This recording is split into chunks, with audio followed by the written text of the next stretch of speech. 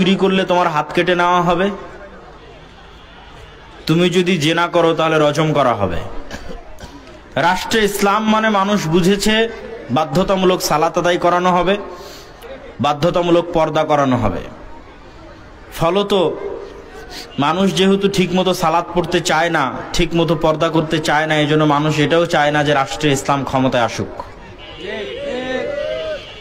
কিন্তু রাষ্ট্রে ইসলামের সবচেয়ে গুরুত্বপূর্ণ যে দিক, এটা যদি মানুষ জানতো, বাংলাদেশের মানুষ, পৃথিবীর মানুষ যদি জানতো যে রাষ্ট্রে ইসলাম মানে কি, তাহলে তারা এখনই জোরপূর্বক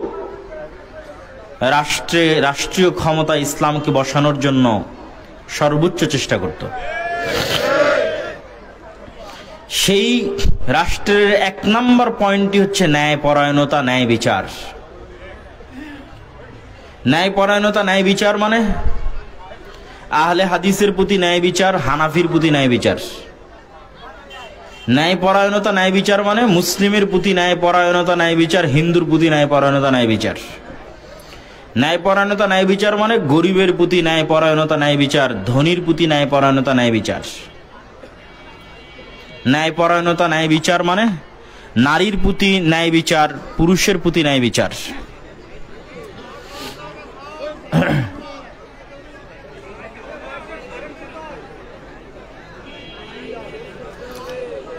এই ন্যায়পরায়ণতা, ন্যায় বিচার সর্বত্র প্রতিষ্ঠা করা হচ্ছে রাষ্ট্রে ইসলামের সবচেয়ে গুরুত্বপূর্ণ দায়িত্ব। শুধু মানুষ নয়, পশুদের প্রতি ন্যায় বিচার প্রতিষ্ঠা করা রাষ্ট্রে ইসলামের সবচেয়ে গুরুত্বপূর্ণ দায়িত্ব। কিন্তু এই বিষয়টা আমরা জানি না। তো ন্যায়পরায়ণতা, ন্যায় বিচার যে ইসলামের গুরুত্বপূর্ণ একটা অনুষঙ্গ, সেটি আপনাদেরকে আজকে বুঝাবো, যা রাষ্ট্রে ইসলামের মূল্যবোধ। রাসূলুল্লাহ সাল্লাল্লাহু আলাইহি ওয়াসাল্লাম বলেন, সাবআতু ইউদিল্লুহুমুল্লাহ ইয়াওমা লা দিল্লা ইল্লা দিল্লুহ। 7 শ্রেণীর মানুষকে আল্লাহ সুবহানাহু ওয়া তাআলা কিয়ামতের মাঠে তার আরশের বিশেষ ছায়ায় ছায়া দিবেন। যার প্রথম শ্রেণী হচ্ছে ইমামুন আদিল, ন্যায় বিচারক, দায়িত্বশীল। 1 নম্বরে আরো যে কোনো ব্যক্তিকে স্থান দেওয়া সম্ভব ছিল। তাহাজ্জুদ গুজার, নফল সিয়াম পালনকারী, যে কোনো অসংখ্য পয়েন্ট ছিল যাদেরকে স্থান দেওয়া সম্ভব ছিল। আল্লাহ এবং আল্লাহর রাসূল সর্বপ্রথম স্থান দিলেন যে দায়িত্ব পালনে ন্যায়পরায়ণ। শুধু ন্যায়পরায়ণ প্রধানমন্ত্রী, ন্যায়পরায়ণ প্রধান উপদেষ্টা না, ন্যায়পরায়ণ প্রিন্সিপাল, ন্যায়পরায়ণ প্রধান শিক্ষক, ন্যায়পরায়ণ চেয়ারম্যান, ন্যায়পরায়ণ এমপি, মন্ত্রী, ন্যায়পরায়ণ AC land, sub registrar, OC, DC, সকল ক্ষেত্রে যে দায়িত্ব পালন করছে, ওই দায়িত্বে যে ন্যায়পরায়ণ, কঠিন কিয়ামতের মাঠে আল্লাহ সুবহানাহু ওয়া তাআলা তাকে বিশেষ ছায়া দিবেন। ন্যায়পরায়ণতার গুরুত্ব বুঝাতে গিয়ে আল্লাহ সুবহানাহু ওয়া তাআলা বলেন, ইন্নাল্লাহা ইয়া'মুরুকুম আন তুআদ্দুল আমানাতি ইলা আহলিহা ওয়া ইযা হাকামতুম বাইনান নাস আন তাহকুমু বিল আদল। হে দুনিয়ার মানুষ, আল্লাহ তোমাদেরকে আদেশ করেছেন যে তোমরা আমানতকে সেই জায়গায় পৌঁছে দাও যেই জায়গায় পৌঁছে দেওয়ার এই আমানত যোগ্য। ওয়া আন তাহকুমু বিল আদল, আর মানুষের মধ্যে যখন তোমরা বিচার ফায়সালা করবে, ন্যায় পরায়ণতার সাথে বিচার ফায়সালা করো। আল্লাহ সুবহানাহু ওয়া তাআলার আদেশ, প্রত্যেক যে জিনিস যে জায়গায় রাখার যোগ্য সেটিকে সে জায়গায় রাখো। যাকে যতটুকু সম্মান দেওয়ার যোগ্য তাকে ততটুকু সম্মান দাও, যে যতটুকু পাওয়ার হক তাকে ততটুকু হক দাও। আর মানুষের মধ্যে যখন বিচার ফায়সালা করবে তখন কি করো? তখন ন্যায় বিচার প্রতিষ্ঠা করো। স্ত্রীদের ক্ষেত্রে বলতে গিয়ে আল্লাহ সুবহানাহু ওয়া তাআলা বলেন, ওয়াইন খিফতুম আল্লা তুকসিতু ফিল ইয়াতামা ফানকিহু মা তাবা লাকুম মিনান নিসা মাসনা ওয়া সুলাসা ওয়া রুবা ফাইন খিফতুম আল্লা তা'দিলু ফাওয়াহিদাতান। তোমরা তোমাদের স্ত্রীদের ক্ষেত্রে ন্যায় পরায়ণতা, ন্যায় বিচার প্রতিষ্ঠা করো। যদি মনে হয় যে তুমি তোমাদের স্ত্রীদের মধ্যে ন্যায়পরায়ণতা, ন্যায় বিচার প্রতিষ্ঠা করতে পারবে না, তাহলে একটির বেশি বিবাহ করিও না। কেননা যে একটার তুমি দায়িত্ব পালন করতেছো সেই একজন স্ত্রীর প্রতি তুমি এখন পর্যন্ত ন্যায় বিচার, ন্যায় পরায়ণতা প্রতিষ্ঠা করতে পারোনি। তাহলে ন্যায় পরায়ণতা, ন্যায় বিচার কত ভয়ঙ্কর, কত গুরুত্বপূর্ণ জিনিস যে আল্লাহ সুবহানাহু ওয়া তাআলা তাকে টানতে টানতে মানুষের স্ত্রী, মানুষের ঘর পর্যন্ত নিয়ে চলে এসেছেন। শুধু তাই নয়, মানুষের সন্তান সন্ততির ক্ষেত্রে রাসূলুল্লাহ সাল্লাল্লাহু আলাইহি ওয়াসাল্লাম বলেন, ফাত্তাকুল্লাহ ওয়াদিলু বাইনা আওলাদিকুম, তোমরা আল্লাহকে ভয় করো আর নিজ নিজ সন্তানের মধ্যে ন্যায় বিচার প্রতিষ্ঠা করো। কিভাবে ন্যায় বিচার প্রতিষ্ঠা করবে? এমন কি চুমু দেওয়ার ক্ষেত্রেও সন্তান সন্ততিকে আদর করবে, চুমা দিবে, এই ক্ষেত্রে ন্যায় বিচার প্রতিষ্ঠা করো। আল্লাহকে ভয় করো, আল্লাহকে ভয় করো, সন্তান সন্ততিদের মধ্যে ন্যায় বিচার প্রতিষ্ঠা করো। এমনকি তাদেরকে আদর করার ক্ষেত্রে, চুমু দেওয়ার ক্ষেত্রেও ন্যায় বিচার প্রতিষ্ঠা করো। শুধু তাই নয়, কথা বলতে গিয়ে ন্যায়ের সাথে কথা বলো। আল্লাহ সুবহানাহু ওয়া তাআলা বলেন, ওয়াইদা কুলতুম ফাআদিলু ওয়ালাউ কানা যা কুরবা, যদি নিজের নিকট আত্মীয় হয়, আত্মীয় স্বজনও হয়, তবু হক বলো, সত্য বলো, ন্যায়ের সাথে বলো। তোমার আত্মীয়, তাই সত্য বলবা না, ন্যায় প্রতিষ্ঠা করবা না। আর আরেকজন আত্মীয় নয়, এই জন্য সেখানে তুমি তোমার সকল অধিকার প্রতিষ্ঠা করবা, বিষয়টি যেন এমন না হয়। বরং নিজের আত্মীয় স্বজনের মধ্যেও ন্যায় পরায়ণতা প্রতিষ্ঠা করো। আল্লাহ সুবহানাহু ওয়া তাআলা বলেন, ইয়া আইয়ুহাল্লাযীনা আমানু, ও হে ঈমানদারগণ, কুনু কাওয়ামিনা বিল কিসতি শুহাদা লিল্লাহ, তোমরা যখন সাক্ষ্য দিবে তখন সাক্ষ্য দেওয়ার ক্ষেত্রে ন্যায় পরায়ণ হও। ওয়ালাউ আলা আনফুসিকুম, যদি নিজের বিরুদ্ধেও সাক্ষ্য দিতে হয় ন্যায় পরায়ণ হও। আবিল ওয়ালিদাইনি ওয়াল আকরাবিন, যদি নিজের পিতামাতার বিরুদ্ধে সাক্ষ্য দিতে হয় তাহলে ন্যায় পরায়ণ হও। আবিল আকরাবিন, যদি নিজের আত্মীয় স্বজনের বিরুদ্ধে সাক্ষ্য দিতে হয় তবুও ন্যায় পরায়ণ হও। শুধু তাই নয়, মেপে ওজন দেওয়ার ক্ষেত্রে ন্যায় পরায়ণতা প্রতিষ্ঠা করার কথা বলতে গিয়ে আল্লাহ সুবহানাহু ওয়া তাআলা বলেন, ওয়াউফুল কাইলা ওয়াল মিজানা বিল কিসত, তোমরা যখন মানুষকে কোনো জিনিস ক্রয় বিক্রয়ের ভিত্তিতে মেপে দিবে তখন ন্যায় পরায়ণতা প্রতিষ্ঠা করো, ন্যায়ের সাথে জিনিস মেপে দাও এবং জিনিস বুঝিয়ে নাও। আল্লাহ সুবহানাহু ওয়া তাআলা আরো বলেন, ওয়াইলুল লিল মুতাফফিফিন, যারা কোনো সময় ক্রয় বিক্রয় করতে গিয়ে ওজনে কম দেয়, মাপে কম দেয়, তাদের জন্য ধ্বংস সুনিশ্চিত।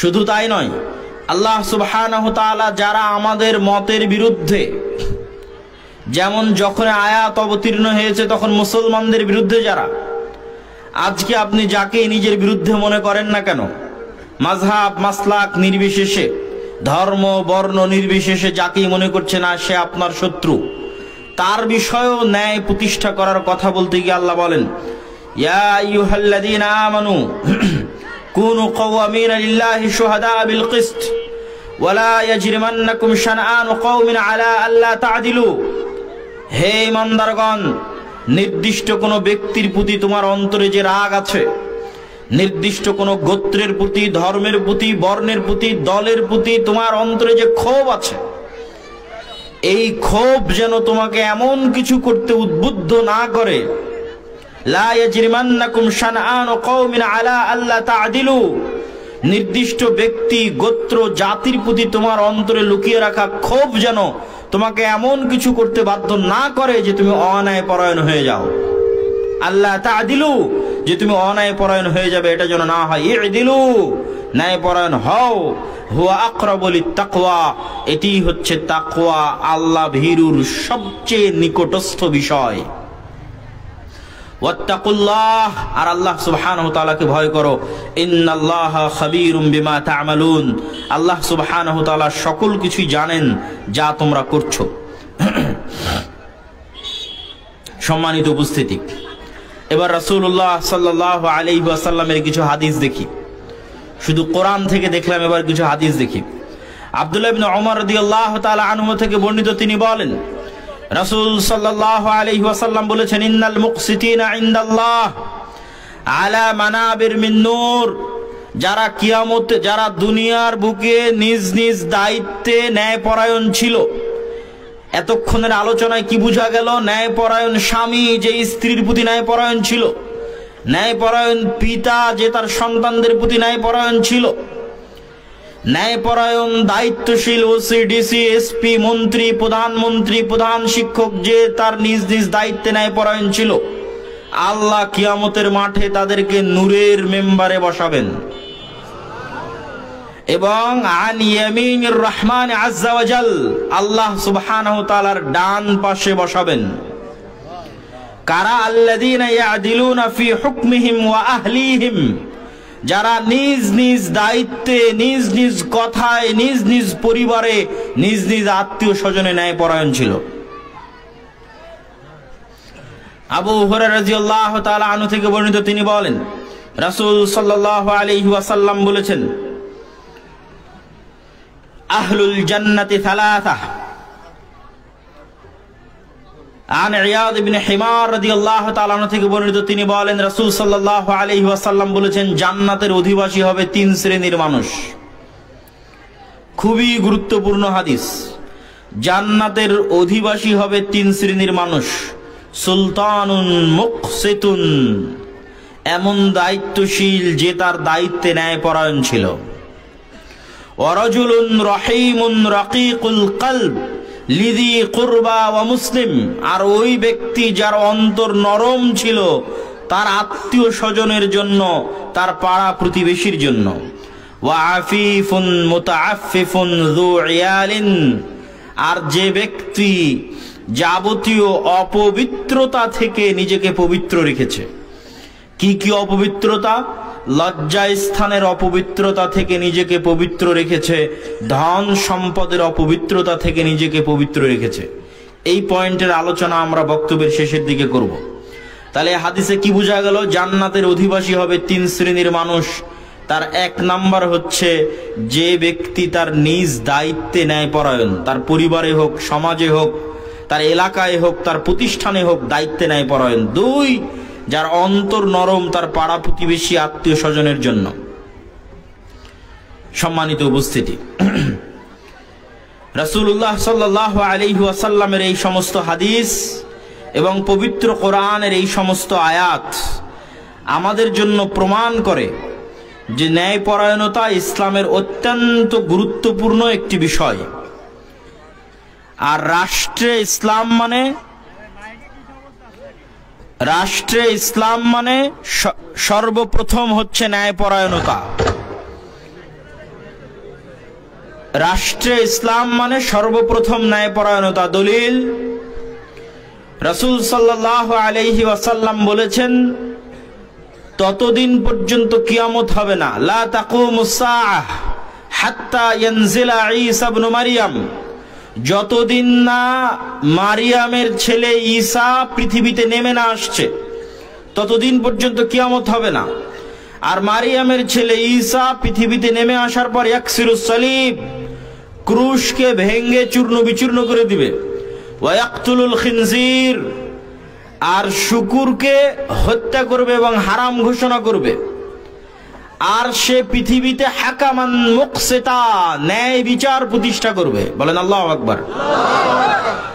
এই মারিয়ামের সন্তান ঈসা পৃথিবীতে নেমে এসে ক্রুশ ভেঙে দিবে, খিনজির শুকুরকে হারাম এবং হত্যা ঘোষণা করবে, আর পৃথিবীতে ন্যায় বিচার প্রতিষ্ঠা করবে। তার মানে বোঝা গেল রাষ্ট্রে ইসলাম প্রতিষ্ঠা হওয়া মানে 1 নম্বরে কি প্রতিষ্ঠা হওয়া? ন্যায় বিচার প্রতিষ্ঠা হওয়া। ঈসা আলাইহিস সালাতু ওয়াস সালাম যে রাষ্ট্র তৈরি করবেন ওটা ইসলামী রাষ্ট্র, ওটা ইসলামী খেলাফা। আল্লাহর নবী বলেননি যে ঈসা আলাইহিস সালাতু ওয়াস সালাম রাষ্ট্রের দায়িত্ব নিয়ে সকল মানুষকে নামাজ আদায় করতে বাধ্য করবেন। আল্লাহর নবী বলেননি তিনি রাষ্ট্রের দায়িত্ব নিয়ে সকল মা এবং বোনকে পর্দা করতে বাধ্য করবেন। অবশ্যই এগুলো ইসলামের গুরুত্বপূর্ণ বিষয়, ব্যক্তিগত এবং রাষ্ট্রীয় জীবনেরই বিষয়, কিন্তু রাষ্ট্রে ইসলাম মানে এক নম্বরে এগুলো নয়। রাষ্ট্রে ইসলাম মানে এক নম্বরে আপনি ন্যায় বিচার প্রতিষ্ঠা করতে পারছেন কিনা, এটা হলো ইসলামী রাষ্ট্র। ন্যায় বিচার প্রতিষ্ঠা করতে পেরেছেন, আপনি ইসলামী রাষ্ট্র প্রতিষ্ঠা করতে পেরেছেন। ন্যায় বিচার প্রতিষ্ঠা করতে পারেননি, ইসলামী রাষ্ট্র প্রতিষ্ঠা করতে পারেননি। এতটুকু যখন স্পষ্ট, তখন এবার আপনাদের নিকটে প্রশ্ন, আমরা যদি রাষ্ট্রে ইসলাম প্রতিষ্ঠা করতে চাই, তাহলে বোঝা গেল, এই লম্বা আলোচনায় স্পষ্টভাবে বোঝা গেল, রাষ্ট্রে ইসলাম মানে এক নম্বর ন্যায়পরায়ণতা, ন্যায় বিচার। আমরা যদি রাষ্ট্রে ইসলাম প্রতিষ্ঠা করতে চাই, অথচ আমরা আমাদের ব্যক্তিগত জীবনে অন্যায়পরায়ণ, আমাদের সামাজিক জীবনে অন্যায়পরায়ণ, আমাদের প্রতিষ্ঠানে মসজিদ মাদ্রাসায় অন্যায়পরায়ণ, তাহলে কি আমরা ইসলামী রাষ্ট্রের দায়িত্ব পালনের যোগ্য? আমার কথা মনে বুঝতে পারেননি? ইসলামী রাষ্ট্র মানে এক নাম্বার যদি ন্যায়পরায়ণতা, ন্যায় বিচার হয়, আর আমার মধ্যেই যদি ন্যায়পরায়ণতা না থাকে, তাহলে আমি ইসলামী রাষ্ট্রের দায়িত্ব পালনের যোগ্য নই। ঈসা আলাইহিস সালাম ন্যায়পরায়ণতা কেমনে প্রতিষ্ঠা করবেন যদি ঈসা আলাইহিস সালামের মধ্যে ন্যায়পরায়ণতা না থাকে? কেমনে প্রতিষ্ঠা করবে? ঈসা আলাইহিস সালামের মধ্যে ন্যায় বিচার, ন্যায়পরায়ণতা থাকতে হবে, তবেই তিনি প্রতিষ্ঠা করতে পারবে রাষ্ট্রে। তো আমরা যদি মুসলমানেরা চাই, বাংলাদেশের মুসলমানেরা, যে রাষ্ট্রে ইসলাম দরকার, অথচ আমি আমার বোনকে আমার বাপের সম্পত্তিতে ভাগ দেইনি, তাহলে আমি বলছি রাষ্ট্রে ইসলাম প্রতিষ্ঠা করব, কিন্তু আমি প্রশ্ন ফাঁস করে সেই টাকা আল্লাহর রাস্তায় দান করে দিচ্ছি।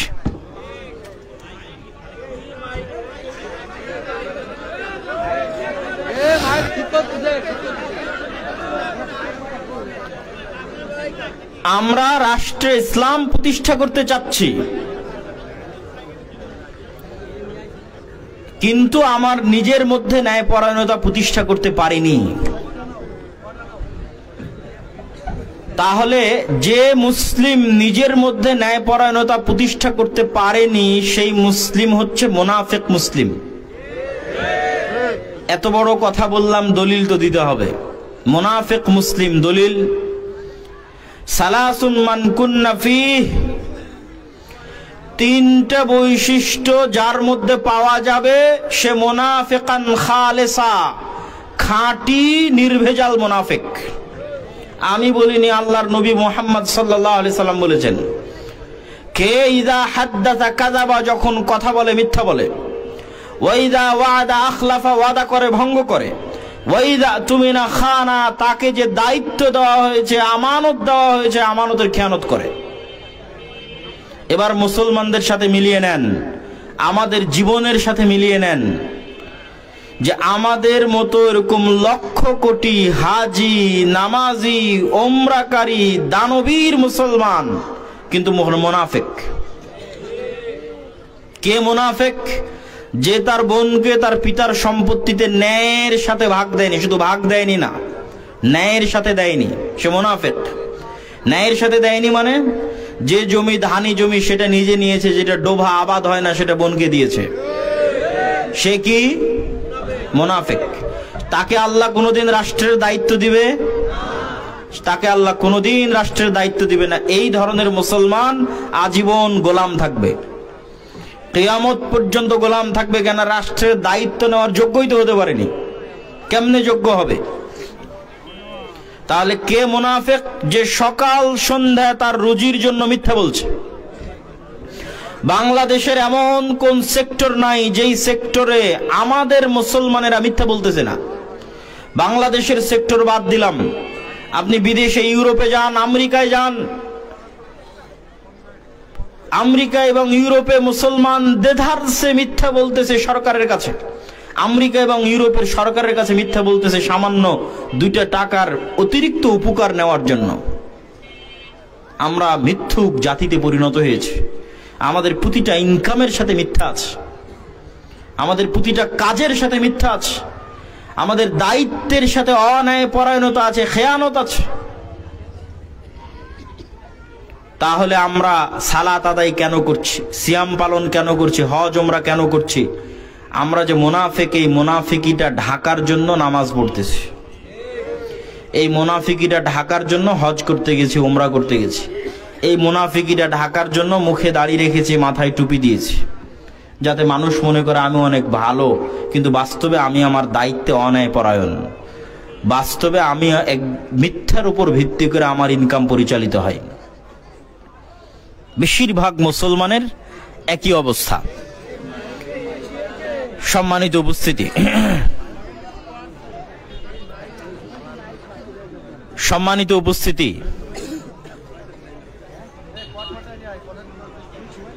আমরা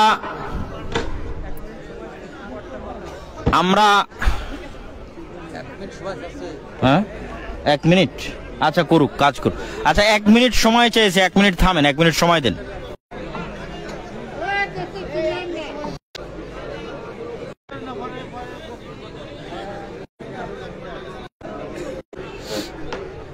স্বেচ্ছাসেবক আছে, এই যে ডানে যারা দাঁড়িয়ে আছেন, আপনারা পিছে গিয়ে বসলে ভালো হয়, বা রাস্তায় যারা চলাচল করতেছেন সবাইকে একটু স্বেচ্ছাসেবক ভাইয়েরা পিছনে গিয়ে বসার জন্য বলেন।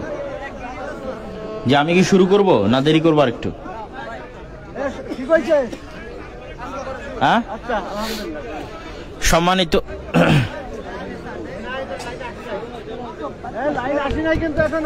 জি,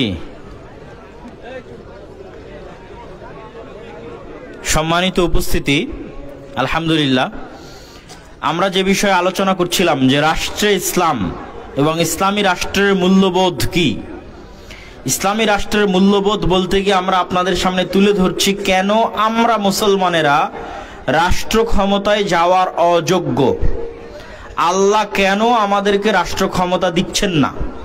আপনি যতক্ষণ পর্যন্ত মুসলমানদের এই স্বভাব, এই চরিত্র ঠিক না করবেন, ততক্ষণ পর্যন্ত কি গণতন্ত্র, কি ইসলামী আন্দোলন, কি মিছিল, কি মিটিং, কোনো কিছু দিয়ে আপনি রাষ্ট্রে ইসলাম প্রতিষ্ঠা করতে পারবেন না। বরং আমি আপনাকে স্বাক্ষর করে দিতে পারি, লিখে দিতে পারি, এখন যদি আমাকে বলা হয় যে তুমি বাংলাদেশের দায়িত্ব নিয়ে নাও, আমি বাংলাদেশের দায়িত্ব নিয়ে বাংলাদেশ চালাতে পারবো না। কেন চালাতে পারবো না? এই বাংলাদেশের প্রত্যেকটা স্তরে মিথ্যুক আর দুর্নীতিবাজ লোক বসে আছে। সচিবালয় থেকে নিয়ে শুরু করে একদম নিম্ন লেভেল পর্যন্ত প্রত্যেক পদে পদে দুর্নীতিবাজ আর মিথ্যুক আছে। সুতরাং আমাকে দায়িত্ব দিলে আমি দেশ চালাতে পারবো, এটা অসম্ভব।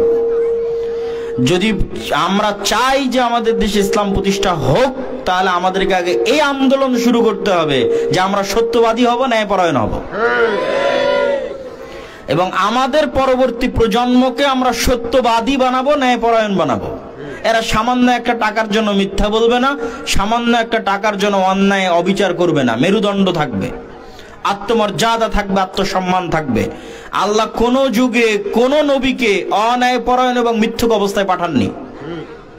প্রত্যেক নবীর বেসিক গুণ, একদম মূল জন্মগত গুণ পরে গিয়ে নবী হয়েছে।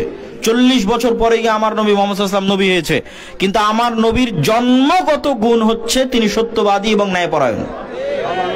তাহলে ওই যখন আমার নবী মুহাম্মদ সাল্লাল্লাহু আলাইহি ওয়াসাল্লাম সালাতে দাঁড়াচ্ছেন, তখন তার হৃদয় হচ্ছে ফ্রেশ, পরিষ্কার। কেননা তিনি জীবনে মিথ্যা বলেননি, কারোর সাথে অন্যায় করেননি, তার হৃদয় কলুষিত নয়, কারণ আমি গীবত করেননি, কারণ আমি অপবাদ দেননি, পরিষ্কার হৃদয় নিয়ে সালাতে দাঁড়িয়েছে।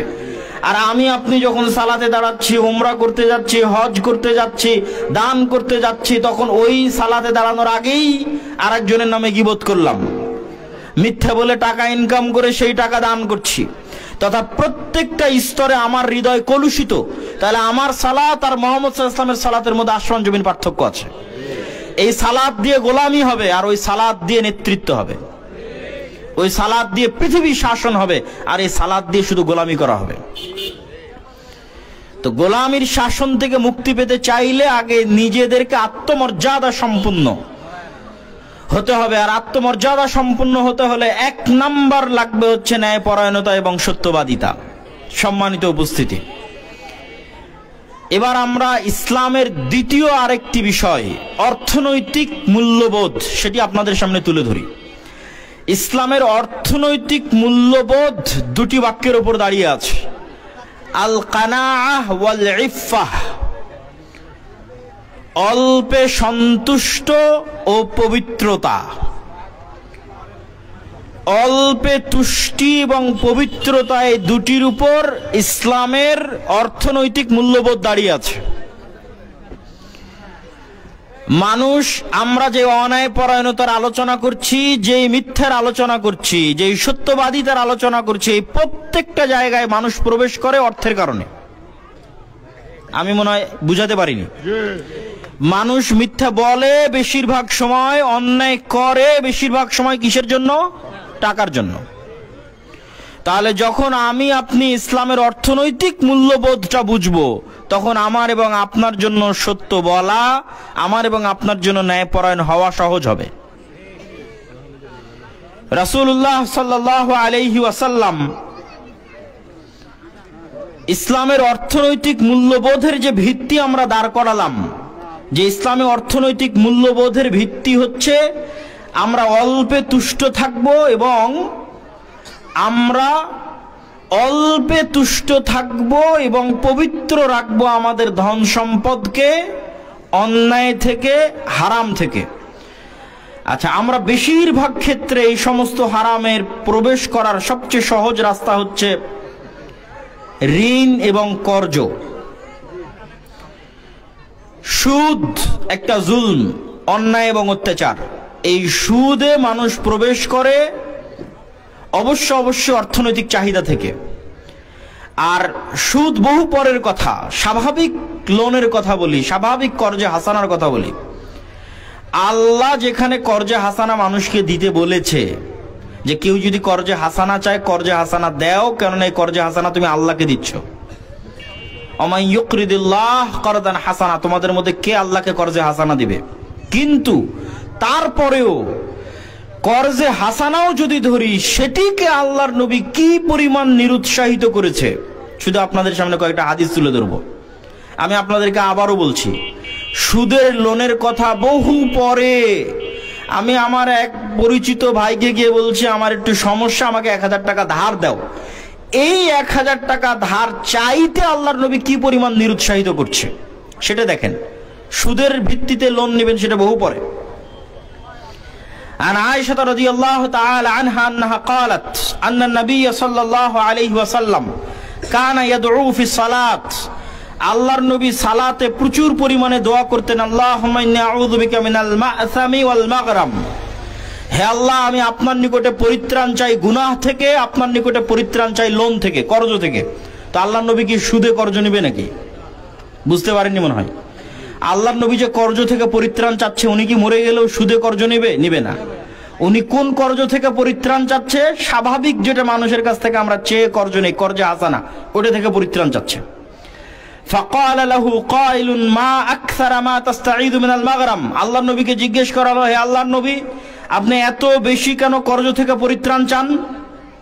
এবার আমাদের আগের অংশের সাথে আপনি মিলিয়ে নিতে পারবেন। আল্লাহ নবী বলছে, ইন্নার রাজুলা ইযা গারিমা ইস্তাদানা। মানুষ যখন কর্জ নেয়, হাদ্দাসা ফাকাযাবা, মিথ্যা বলা শুরু করে। আল্লাহর নবীর হাদিস। মানুষ যখন কর্জ নেয় কি বলা শুরু করে? মিথ্যা বলা শুরু করে। ওয়া ওয়াদা ফাআখলাফা, ওয়াদা ভঙ্গ করা শুরু করে। বলে কাল দিব, তখন আর দিতে পারে না, পরশু দিব, দিতে পারে না। নিজে মিথ্যা বলে, সন্তানকে মিথ্যা বলা শিখায়, বলে বাপ বাড়িতে নাই বলে দাও। স্ত্রীকে মিথ্যা বলা শিখায়, পুরো পরিবার মিথ্যুক হয়ে গেল। এই মিথ্যুক পরিবারকে আল্লাহ রাষ্ট্রের দায়িত্ব দিবে। রাষ্ট্রের দায়িত্ব নিতে হলে তো ওকে ন্যায়পরায়ণ হতে হবে, সত্যবাদী হতে হবে। তো আগেই গোলাম হয়ে গেছে, আত্মমর্যাদা বিক্রি করে দিয়েছে, আত্মসম্মান বিক্রি করে দিয়েছে। তাহলে নিজের আত্মসম্মান, আত্মমর্যাদা ঠিক রাখতে, সত্য বলতে আগে অর্থনীতিতে ইসলামের বিশ্বাস কি সেটা ঠিক রাখতে হবে। তাহলে আপনার জন্য সত্য বলা সহজ হবে, আপনার জন্য ন্যায়পরায়ণ হওয়া সহজ হবে। রাসূল সাল্লাল্লাহু আলাইহি ওয়াসাল্লাম ঋণ থেকে পরিত্রাণ চাচ্ছেন। কুন্না জুলুসান ইনদা রাসূলিল্লাহি সাল্লাল্লাহু আলাইহি ওয়াসাল্লাম ফারাফা রাসাহু ইলা সামা ثم وضع راحته على جبهته ثم قال سبحان الله ماذا نزل من التشديد। একদা আমরা রাসূল সাল্লাল্লাহু আলাইহি ওয়াসাল্লামের সাথে বসেছিলাম। আল্লাহর নবী আসমানের দিকে তার চেহারা উঠালেন।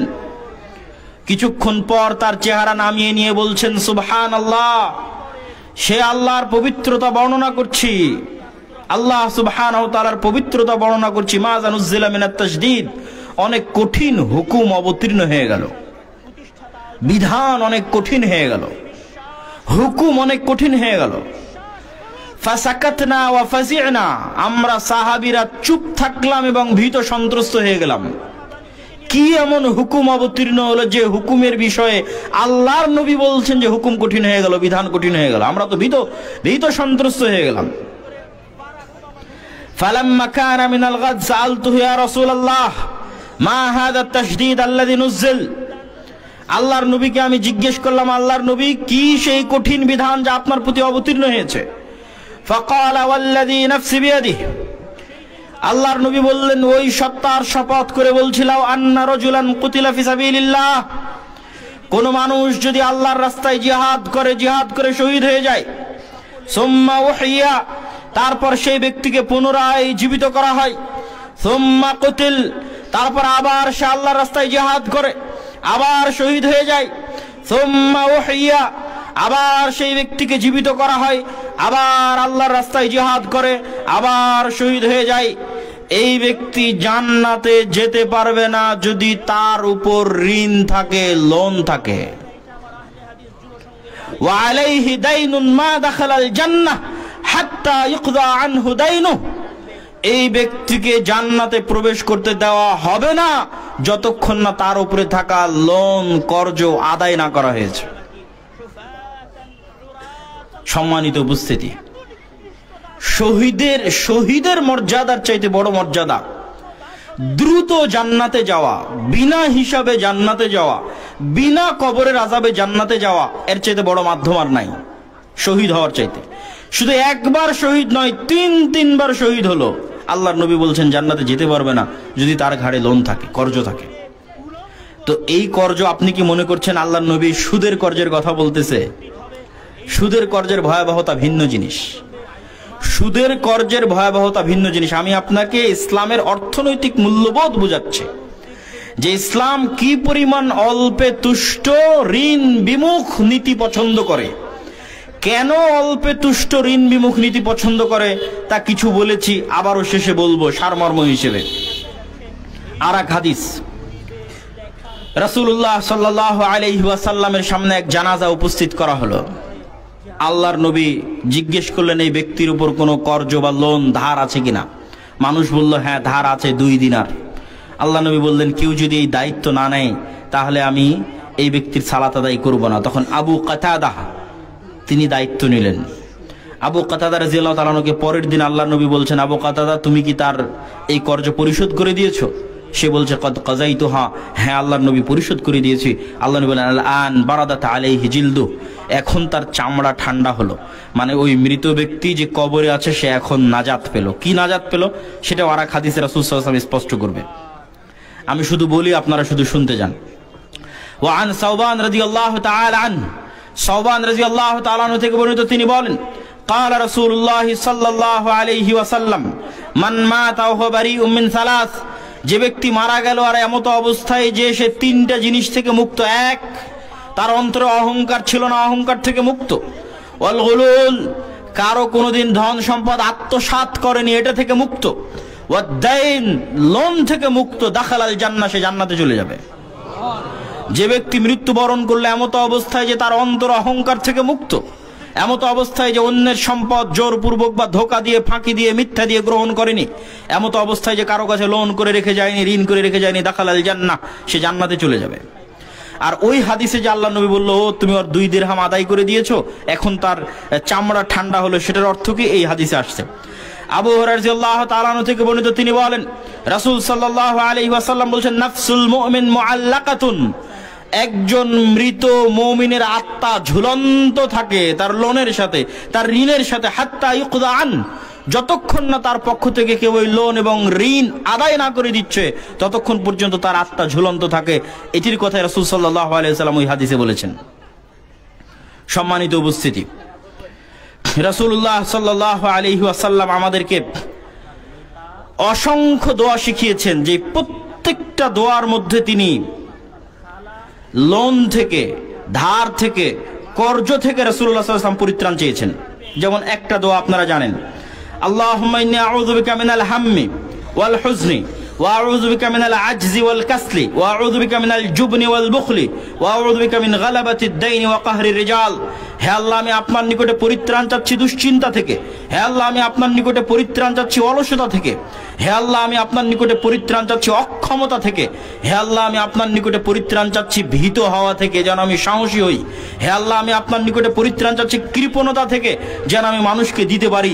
এবার কি বলছেন? হে আল্লাহ, আমি আপনার নিকটে পরিত্রাণ চাচ্ছি লোন থেকে, যেন আমাকে কোনোদিন লোন ধার করতে না হয়। এই লোন, এই ধার সুদের নয়, স্বাভাবিক লোন, স্বাভাবিক ধারকে আল্লাহর নবী এত ভয় করছে। সুদেরটা বহু পরে স্বাভাবিক কর্জকে আল্লাহর নবী এত ভয় করতেছেন যে তিনি দোয়া করতেছেন যেন তার ঘাড়ে লোন চেপে না যায়, ওয়া কাহরির রিজাল, এবং মানুষের দাপট যেন তাকে পেয়ে না বসে। রাসূলুল্লাহ সাল্লাল্লাহু আলাইহি ওয়াসাল্লাম এই জন্য দোয়া করেছেন, আল্লাহুম্মা কফিনি বিহালালিকা আন হারামিক ওয়া আগনিনি বিফাজলিকা আম্মান সিওয়াক। হে আল্লাহ, আমি আপনার হালাল মাধ্যমে, আপনার হালাল রুজির মাধ্যমে হারাম থেকে পরিত্রাণ চাই, ব্যবস্থা করে দেন। আমার জন্য হালালের ব্যবস্থা করে দেন, যেন হারামের দ্বার প্রান্তে আমাকে যেতে না হয়। হে আল্লাহ, আর আপনার মাধ্যমে আমি যথেষ্ট হতে চাই, যেন অন্যের মুখাপেক্ষী হতে না হয়। আপনার মুখাপেক্ষী হতে চাই, আপনার মুখাপেক্ষী হওয়াই যেন আমার জন্য যথেষ্ট হয়ে যায়। পৃথিবীর আর কোনো মানুষের যেন আমার মুখাপেক্ষী হওয়া না লাগে। কেন এত শক্তভাবে, কেন ঋণ বিমুখ, অল্পে সন্তুষ্ট অর্থনৈতিক জীবনযাপন করার জন্য বলা হচ্ছে? এই জন্য বলা হচ্ছে যে যখনই আপনি এই রাস্তা ছেড়ে দিবেন, অল্পে সন্তুষ্ট হওয়া ছেড়ে দিবেন, ঋণ বিমুখতা ছেড়ে দিবেন, তখনই এবার আত্মসম্মান, আত্মমর্যাদা বিক্রি হওয়া শুরু হবে, মিথ্যা বলা শুরু হবে, অন্যায় করা শুরু হবে।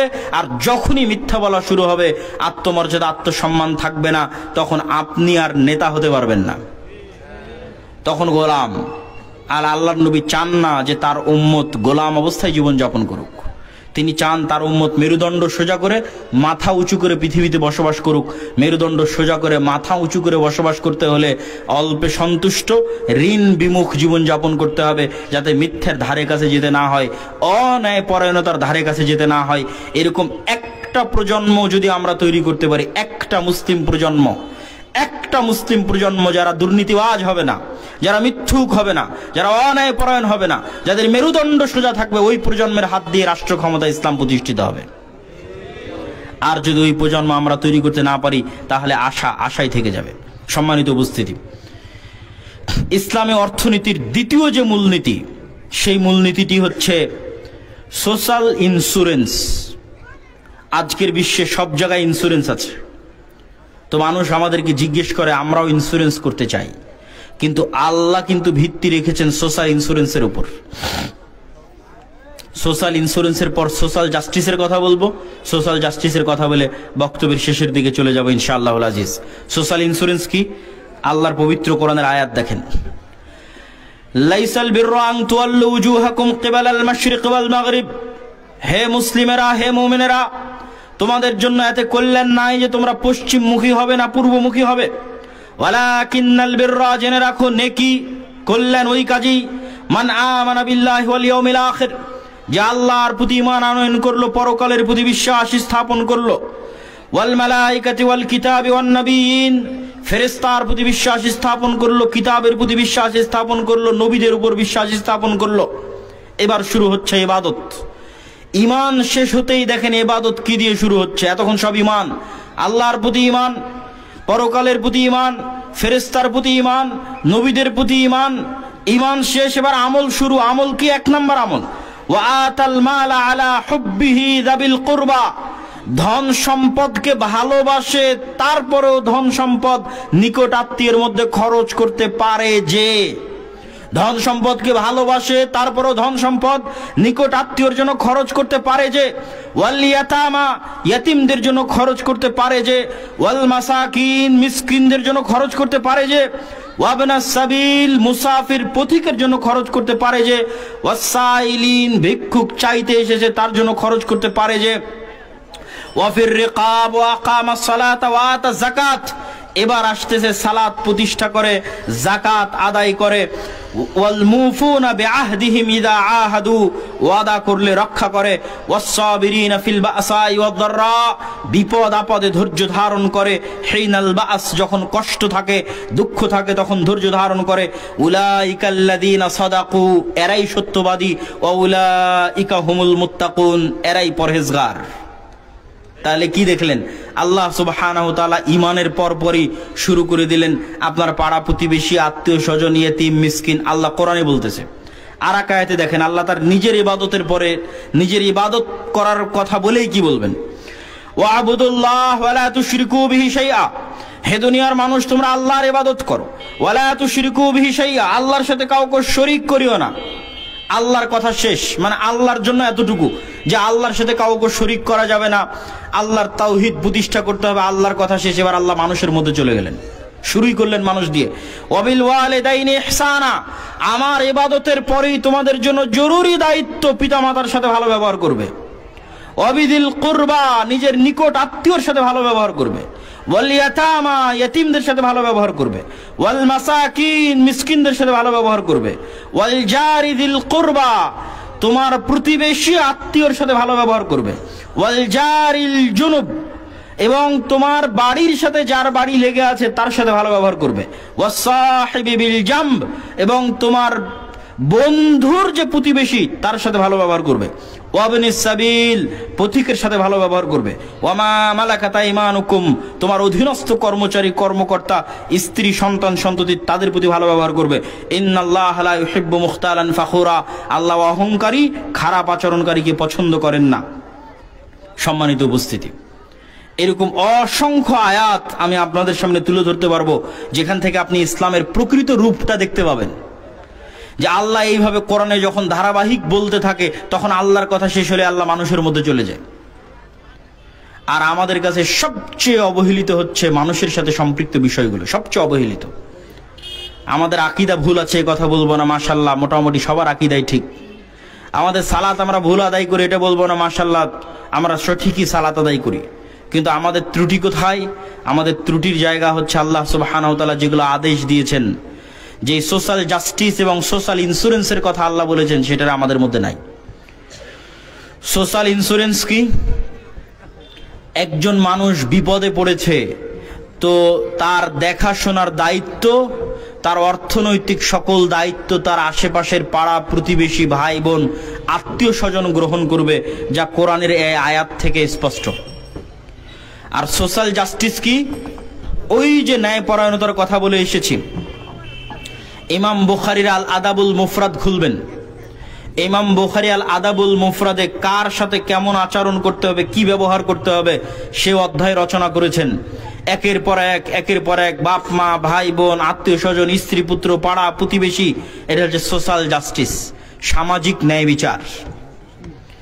শাহ ওলিউল্লাহ মুহাদ্দিস দেহলভী, সৈয়দ আহমদ বেরেলভী, শাহ ইসমাইল শহীদ, মীর নিসার আলী তিতুমির এবং হাজী শরীয়তুল্লাহ, তাদের ফরাইজি আন্দোলন, এগুলো কিসের আন্দোলন ছিল?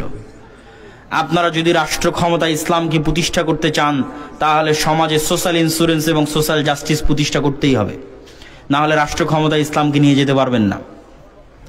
আর যত তন্ত্রমন্ত্র দেখানো হচ্ছে, গণতন্ত্র বলেন, সমাজতন্ত্র বলেন, এগুলোকে জন্মই দেওয়া হয়েছে যেন ইসলাম কোনোদিন রাষ্ট্র ক্ষমতায় যেতে না পারে। যারা আমার এই কথার সাথে দ্বিমত করবেন তাদেরকে অনুরোধ করবো, আপনি আরো পড়েন, আরো অধ্যয়ন করেন, আরো জ্ঞান অর্জন করেন। গণতন্ত্র দিয়ে কখনোই পূর্ণাঙ্গ ইসলাম রাষ্ট্র ক্ষমতায় যাবে না। গণতন্ত্র দিয়ে কোন ইসলাম রাষ্ট্র ক্ষমতায় যাবে? অপূর্ণাঙ্গ, কম্প্রোমাইজড, বিকৃত ইসলাম রাষ্ট্র ক্ষমতায় যাবে। আর যদি পূর্ণাঙ্গ ইসলামকে রাষ্ট্র ক্ষমতায় নিয়ে যেতে চান তাহলে একদম গোড়া থেকে শুরু করতে হবে। ন্যায়পরায়ণ প্রজন্ম এবং সত্যবাদী প্রজন্ম, অল্পে তুষ্ট, মাথা উঁচু করে থাকবে, মেরুদণ্ড সোজা, আত্মমর্যাদা সম্পন্ন প্রজন্ম তৈরি করতে হবে। আর যেই প্রজন্ম সোশ্যাল জাস্টিস প্রতিষ্ঠা করবে, সোশ্যাল ইন্স্যুরেন্স প্রতিষ্ঠা করবে। সোশ্যাল জাস্টিস কি? ওই যে বললাম হাজী শরীয়তুল্লাহরা কি করেছিল? ব্রিটিশরা দিল্লি বসে থাকতো, দিল্লিতে বসে থেকে কি আপনার এই রাজপাটের গ্রাম কন্ট্রোল করতে পারবে? পারবে না। সেই কালে পারেনি। এখনই রাস্তাঘাট নাই, তখন তো আরো রাস্তাঘাট ছিল না। তো রাষ্ট্রীয় ক্ষমতা তাদের কাছে ছিল, কিন্তু তারা বলেছিল না, গ্রামে আমরা ইসলাম প্রতিষ্ঠা করব। গ্রামে ইসলাম প্রতিষ্ঠা হবে কি? গ্রামে অন্যায়, অবিচার, অনাচারের বিরুদ্ধে রুখে দাঁড়াবে। গ্রামে প্রচলিত সকল কুসংস্কারের বিরুদ্ধে রুখে দাঁড়াবে। ও আমার বক্তব্যে আজকে অন্যায় অনাচার দ্বারা আপনারা যে অন্যায় অনাচার বুঝছেন সেটা নয়। আমার বক্তব্যে আজকে অন্যায় অনাচার দ্বারা মানুষের সাথে সম্পৃক্ত অন্যায় অনাচার। যেমন একটা উদাহরণ দিই, ডিমান্ড বা যৌতুকের ভিত্তিতে মেয়েদের বিয়ে হয় না? হয় না? হয়। ডিমান্ড বা যৌতুকের ভিত্তিতে মেয়েদের বিবাহ ন্যায় না অন্যায়? আজকের আলোচনায় কি বুঝলেন? ন্যায় পরায়ণতা না মুনাফিকি? মুনাফিকি। মানে যে ডিমান্ড বা যৌতুকের ভিত্তিতে বিবাহে যাবে এরা সবগুলো কি মুনাফিক? মুসলিম মুনাফিক। এরা কোনোদিন রাষ্ট্র ক্ষমতা পাবে না? পাবে না? পাবে না। এরা আজীবন কি অবস্থায় থাকবে? গোলাম অবস্থায় থাকবে। কিন্তু সমস্যা কি? সমস্যা হচ্ছে ওই বিয়েতে যিনি বিয়ে পড়াচ্ছেন তিনিও যে মুসলিম, ইমাম, মসজিদের ইমাম, আলেম, হুজুর। তাহলে সোশ্যাল জাস্টিস বলতে আমি কি বুঝাচ্ছি? সামাজিক ন্যায় বিচার বলতে আমি কি বুঝাচ্ছি? সামাজিক ন্যায় বিচার বলতে আমি এটা বুঝাচ্ছি যে আল আমরু বিল মারুফ ওয়ান নাহি আনিল মুনকার, সৎ কাজের আদেশ, অসৎ কাজে বাধা। রাষ্ট্রে ইসলাম প্রতিষ্ঠা করতে চান, একদল যুবককে রেডি হতে হবে, একদল তরুণকে রেডি হতে হবে। যে গত 16 বছর যে ফেসিজম ছিল তারা এখন বিদায় নিয়েছে, নাই। এখন গ্রাম পর্যায়ে পাওয়ার, পলিটিক্যাল পাওয়ার শূন্যের কোঠায়। কিন্তু দুঃখজনক হলেও সত্য, আমাদের মেরুদণ্ড না থাকার কারণে, আমাদের ন্যায় পরায়ণতা না থাকার কারণে, আমাদের সত্যবাদিতা না থাকার কারণে, আমাদের দুর্নীতিগ্রস্ত হওয়ার কারণে 16 বছর একটা শক্তিশালী পাওয়ার বিদায় নেওয়ার পর আমরা নামকা অস্তে আর এক দলের কাছে ক্ষমতা দিয়ে দিচ্ছি। একইভাবে তারা আবার আগের মতো অন্য যে দল ছিল তাদের মতো চাঁদাবাজি শুরু করেছে, অন্যায় কার্যকলাপ শুরু করেছে, অবিচার শুরু করেছে।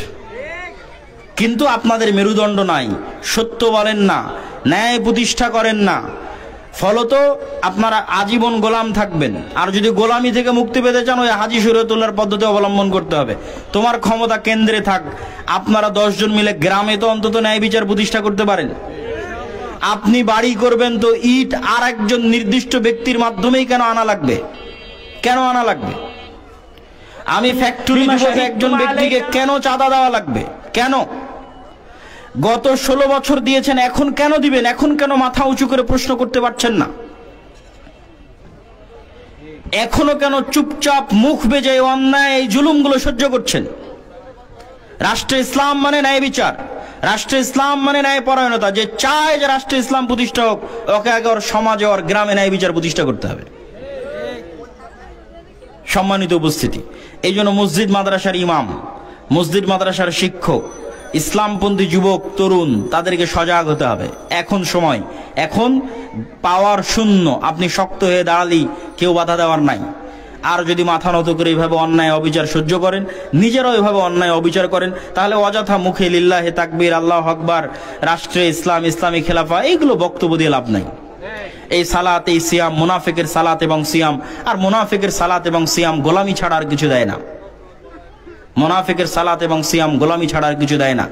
যদি প্রকৃত সাচ্চা মুসলমান মাথা উঁচু করে দাঁড়িয়ে থাকবে, নবীদের মতো, সাহাবীদের মতো, ওমরের মতো, খালিদ ইবনে ওয়ালিদের মতো, তাহলে সত্য বলতে হবে, ন্যায়পরায়ণতা প্রতিষ্ঠা করতে হবে। নিজ নিজ জায়গা থেকে নিজে ন্যায়পরায়ণ হবেন, সমাজে ন্যায়পরায়ণতা প্রতিষ্ঠা করবেন, প্রত্যেক অন্যায় এবং অবিচারের বিরুদ্ধে রুখে দাঁড়াবেন। আল্লাহ সুবহানাহু ওয়া তাআলা আমাদেরকে তৌফিক দান করুক, আল্লাহুম্মা আমিন। এই বলে আমি আমার সংক্ষিপ্ত বক্তব্য আজকের মতো এখানেই শেষ করছি। ওয়া আখিরু দাওয়ানা আনিল হামদুলিল্লাহি রাব্বিল আলামিন।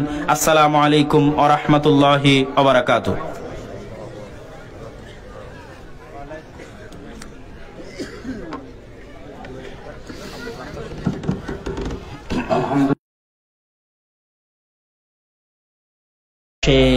তাহলে আপনি বৃথা লুহু, একে ধরো, একে পাকড়াও করো, জিঞ্জির দিয়ে একে বাঁধো, সুম্মাল জাহিমা সাল্লুহু। ওই পাপী আব্দুর রহমানকে, ওই পাপী আব্দুল কুদ্দুসকে, ওই আব্দুল জব্বারকে ধরে ধরে জাহান্নামে নিক্ষেপ করো। যাদের আমলনামা বাম হাতে আসবে তাদেরকে মহান আল্লাহ তাআলা জাহান্নামে নিক্ষেপ করবেন, আর যাদের আমলনামা ডান হাতে আসবে মহান আল্লাহ তাআলা তাদেরকে জান্নাতে দিবেন। এইটা হচ্ছে আমার এবং আপনার জীবনের সকল কাজের প্রকৃত বাস্তবতা।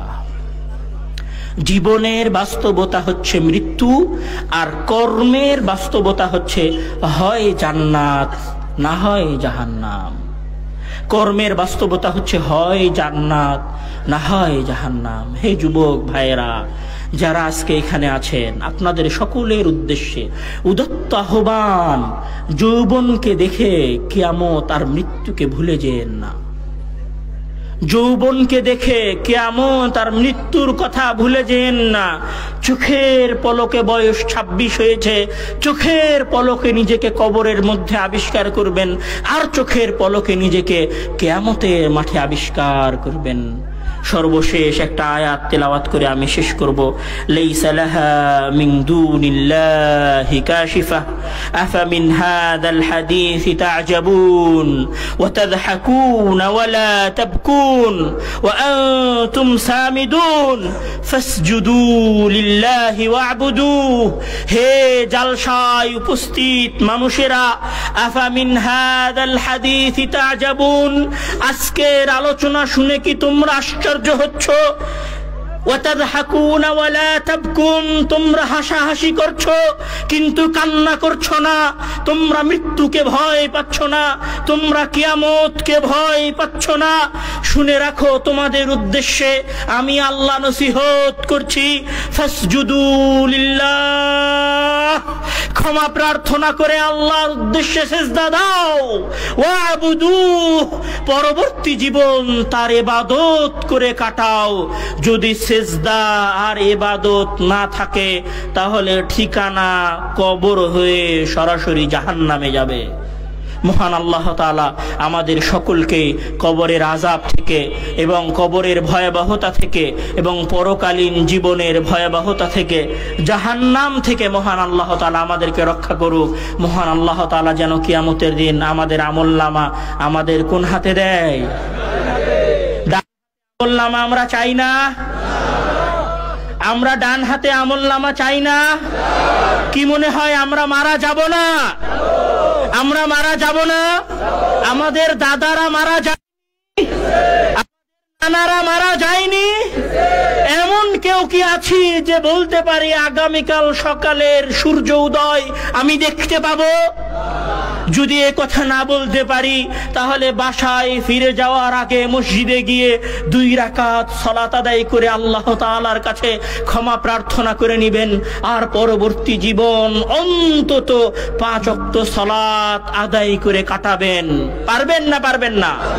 ওয়াদাবদ্ধ তো যে 5 ওয়াক্ত সালাত আদায় করব ইনশাআল্লাহ। আল্লাহ তাআলা আমাদেরকে সেই তৌফিক দান করুক। আল্লাহুম্মা আমিন। ওয়া আখিরু দাওয়ানা আলহামদুলিল্লাহি রাব্বিল আলামিন। আসসালামু আলাইকুম ওয়া রাহমাতুল্লাহি ওয়া বারাকাতুহু। আলহামদুলিল্লাহ, আমরা আব্দুর রহমানের কাছ থেকে একদম গুরুত্বপূর্ণ আলোচনা শুনছিলাম। সামনে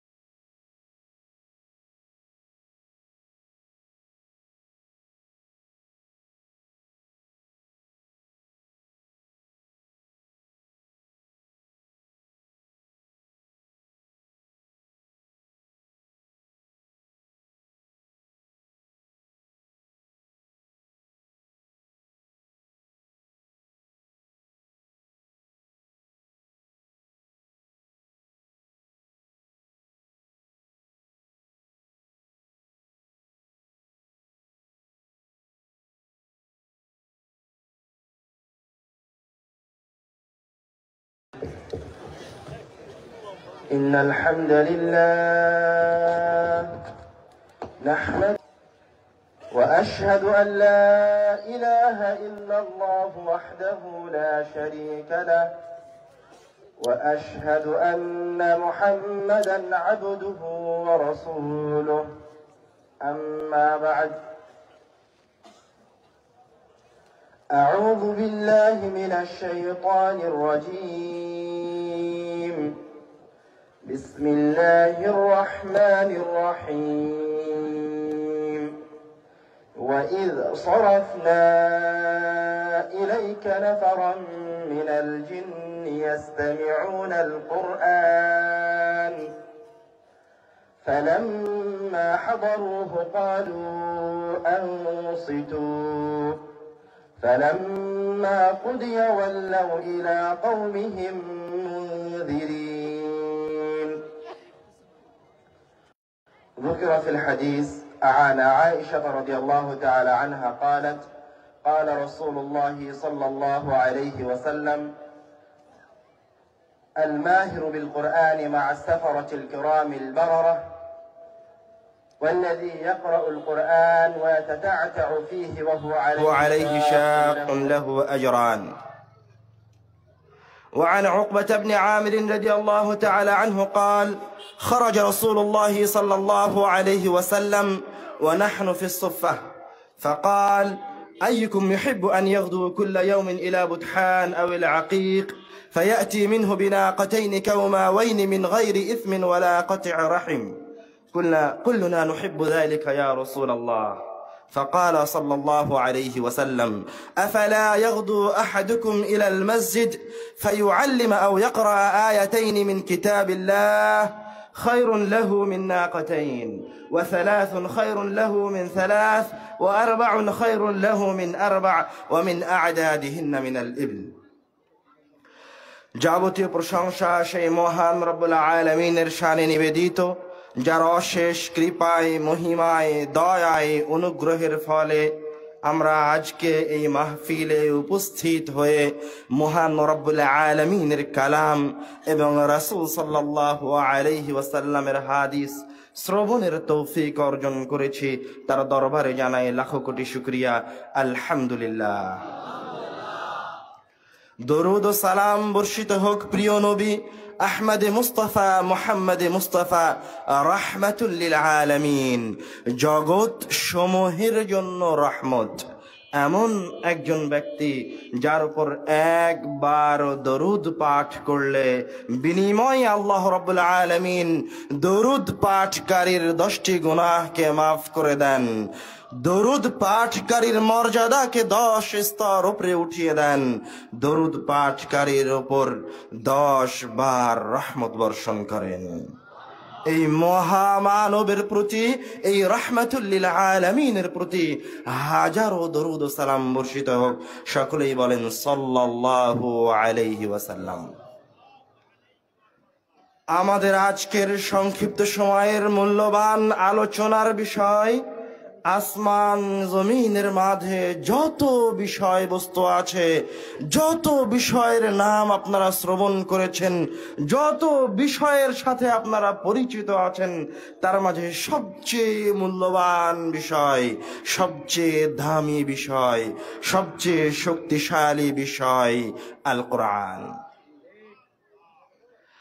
এমন এক বিষয়, এমন এক কিতাব যারা আয়াত শ্রবণ করলে আল্লাহ রাব্বুল আলামিন শ্রবণকারীর উপর রহমত বর্ষণ করতে থাকেন।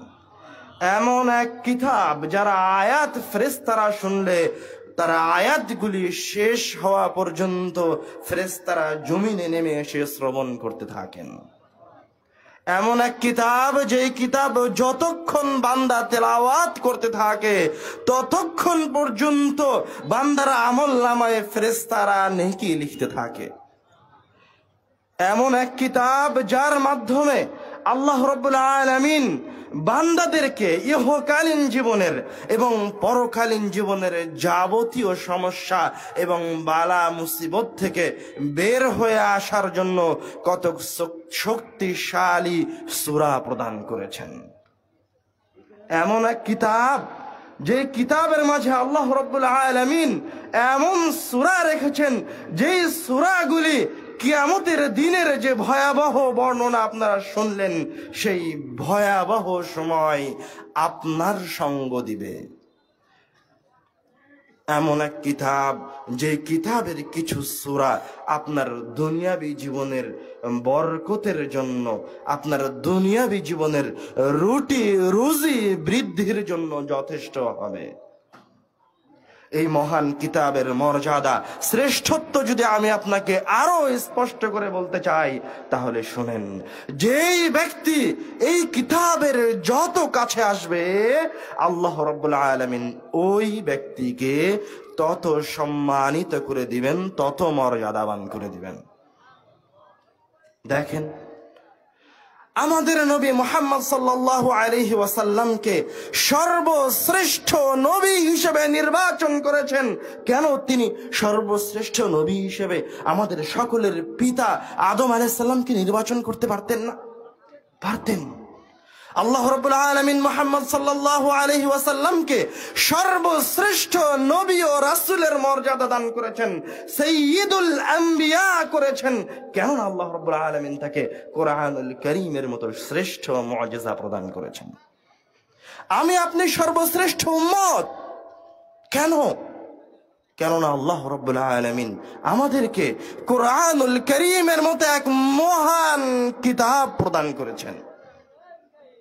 কিন্তু আমি আপনি এমন এক বান্দা, আমি আপনি এতটা বিমুখ এই কিতাব থেকে, আমি আপনি আমাদের ধর্ম সম্পর্কে এতটা অজ্ঞ যে আমি আপনি জানি না এই কিতাব থেকে, এই কিতাবের সূরাগুলি দিয়ে আমরা আমাদের দৈনন্দিন জীবন কিভাবে উপকার লাভ করতে পারি।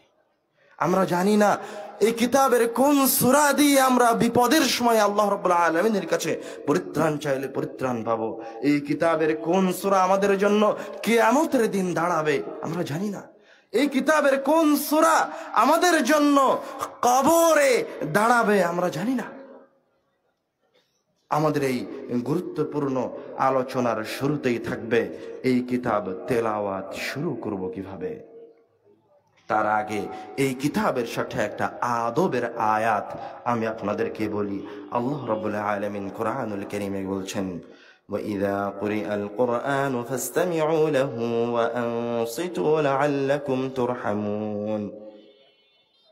তোমাদের সামনে যখন কোরআন তেলাওয়াত করা হয়, কোরআনের কথা বলা হয়, তখন তোমরা তোমাদের মুখগুলিকে বন্ধ রাখো, তোমরা চুপ করে মনোযোগের সাথে কোরআনুল কারীমকে শ্রবণ করো। তোমরা যদি চুপ করে মনোযোগের সহিত কোরআনুল কারীমের আয়াত শ্রবণ করতে থাকো, বিনিময়ে আল্লাহ রাব্বুল আলামিন তোমাদের উপরে তার রহমত বর্ষণ করতে থাকবেন। সুবহানাল্লাহ। এই কথা কে বলছেন? স্বয়ং আল্লাহ রাব্বুল আলামিন বলছেন। এবার আসেন, কোরআনুল কারীম তেলাওয়াত শুরু করবেন কি দিয়ে? আল্লাহ রাব্বুল আলামিন বলছেন, فإذا قرأت القرآن فاستعذ بالله من الشيطان الرجيم। ইসলামী শরীয়তে যখন কোনো কাজ শুরু করার প্রয়োজন হয় তখন কি বলে শুরু করতে হয়? বিসমিল্লাহ বলে শুরু করতে হয়। রাসূল সাল্লাল্লাহু আলাইহি ওয়াসাল্লাম হাদিসে বলছেন, কুল্লু আমরিন যিবালিন লা ইয়াবদা বিসমিল্লাহ ফাহুয়া আকতা। আর এক হাদিসে বলছেন ফাহুয়া আবতার। যেই কাজ বিসমিল্লাহ দিয়ে শুরু করা হয় না ওই কাজে বরকত থাকে না, ওই কাজে মহান রব্বুল আলামিনের পক্ষ থেকে কবুলিয়াত থাকে না। তো কাজ কি দিয়ে শুরু হয়? বিসমিল্লাহ দিয়ে শুরু হয়। কিন্তু আল্লাহ রাব্বুল আলামিন এই মহান কিতাবের ক্ষেত্রে বিধান পরিবর্তন করে দিয়েছেন। আল্লাহ রাব্বুল আলামিন কি বলছেন? তুমি যখন কোরআন তেলাওয়াত করতে শুরু করবে তখন তুমি বিসমিল্লাহির রহমানির রহিম বলার আগে কি বলো? আউযু বিল্লাহি মিনাশ শাইতানির রাজিম। তুমি আগে আল্লাহ রাব্বুল আলামিনের কাছে শয়তান থেকে পরিত্রাণ চাও। আশ্চর্যজনক কথা, সব জায়গায় বিসমিল্লাহ দিয়ে কথা শুরু করতে হচ্ছে, মহান রব্বুল আলামিনের কিতাব কেন শয়তান থেকে পরিত্রাণ চেয়ে শুরু করতে হচ্ছে? প্রশ্ন জাগে না? জাগে না আপনার মাথায়? আমি আপনি কোনোদিন এটা চিন্তা ভাবনা করে দেখিনি, কোরআনুল কারীমের কোন একটা আয়াতকে নিয়ে আমরা তাদাব্বুর করিনি, অথচ আল্লাহ রাব্বুল আলামিন বলছেন আফালা ইয়াতাদাব্বারুনাল কুরআন আম আলা কুলুবিহিম আকফালুহু। আমরা কেন কোরআনুল কারীম নিয়ে, কোরআনুল কারীমের একটা আয়াত নিয়ে চিন্তা ভাবনা করি না? আমাদের অন্তরে কি তালা লাগিয়ে দেওয়া আছে? কেন আমরা কোরআনুল কারীমের একটা আয়াত নিয়ে চিন্তা ভাবনা করি না? আমরা যদি কোরআনুল কারীমের একটা আয়াত নিয়ে চিন্তা ভাবনা করি, একটা আয়াত নিয়ে তাদাব্বুর করি, তাহলে আল্লাহ রাব্বুল আলামিন একটা আয়াতের বিনিময়ে আমাদেরকে হেদায়েত দিয়ে দিতে পারেন। একটা আয়াতের বিনিময়ে আল্লাহ রাব্বুল আলামিন আমাদেরকে জান্নাত দিয়ে দিতে পারেন। এর নাম কোরআন। আমাদেরকে আল্লাহ রাব্বুল আলামিন আউযু বিল্লাহি মিনাশ শাইতানির রাজিম দিয়ে কেন শুরু করতে বলছেন? জবাব আছে। তার প্রথম উত্তর, আসমান জমিনের মাঝে যে জিনিসগুলি মানুষের উপকার করতে পারে, মানুষকে হেদায়াত দিতে পারে, মানুষকে জান্নাতে পৌঁছে দিতে পারে, তার মাঝে সবচেয়ে শক্তিশালী ক্ষমতাবান জিনিস হচ্ছে এই কিতাব আল কোরআন। তো যে জিনিস মানুষের সবচেয়ে বেশি উপকারে আসবে, শয়তান হচ্ছে ওই জিনিসের সবচেয়ে বড় শত্রু। তা আল্লাহ রাব্বুল আলামিন আপনাকে বলে দিচ্ছেন যে তুমি যদি কোরআনুল কারীমের কাছে আসো, তো সাথে সাথে কে আসবে? শয়তান আসবে। কিন্তু তুমি যদি শয়তান থেকে পরিত্রাণ পেতে চাও, তাহলে কি বলো? আউযু বিল্লাহি মিনাশ শাইতানির রাজিম বলো। কেননা আপনার এই মাহফিলে যদি কোনো কুকুর ঢুকে যায় এখন, তো ওকে লাঠি দিয়ে তাড়াতে পারবেন। ডাকাত ঢুকে গেলে গুলির ভয় দেখালে পালিয়ে যাবে। কিন্তু শয়তানকে কি ধমক দিয়ে বের করতে পারবেন? লাঠি দিয়ে মেরে বের করা যাবে? শয়তান এতটা শক্তিশালী, এত শক্তিশালী, এত মহান শক্তির অধিকারী যে আল্লাহ রাব্বুল আলামিন স্বয়ং নিজে বলছেন শয়তান হচ্ছে সুলতান, শয়তান হচ্ছে রাজাধিরাজ। আমি আপনাকে নসিহত করতে পারবো, এটাই আমার সর্বোচ্চ ক্ষমতা। সর্বোচ্চ ক্ষমতা আমি আপনাকে জোর করে হাত দিয়ে কোন খারাপ কাজ থেকে বাধা দিতে পারবো। কিন্তু শয়তান এত শক্তিশালী যে ও আপনার ব্রেনে ঢুকে যেতে পারবে, ও আপনার অন্তরে বসবাস করতে পারে, ও আপনার শিরায় উপশিরায় চলাফেরা করতে পারে। এই জন্য আল্লাহ রাব্বুল আলামিন বলছেন এই কিতাবটা হচ্ছে তোমাদের জন্য সবচেয়ে বেশি উপকারী। তোমরা যদি এই কিতাবের উপকার 100 লাভ করতে চাও, তোমরা যদি শয়তান থেকে বেঁচে থেকে এই কিতাবকে তোমাদের জন্য ফলপ্রসূ করতে চাও, তাহলে আগে কি করো? শয়তান থেকে আশ্রয় চাও। আগে বলো আউযু বিল্লাহি মিনাশ শাইতানির রাজিম, হে আল্লাহ আপনি আমাকে এই বিতাড়িত নিকৃষ্ট শয়তান থেকে পরিত্রাণ দান করুন।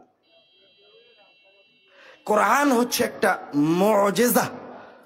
আমরা জানি না, আমরা সবাই বলি যে কোরআনুল কারীম হচ্ছে রাসূল সাল্লাল্লাহু আলাইহি ওয়াসাল্লামের মুজিজা।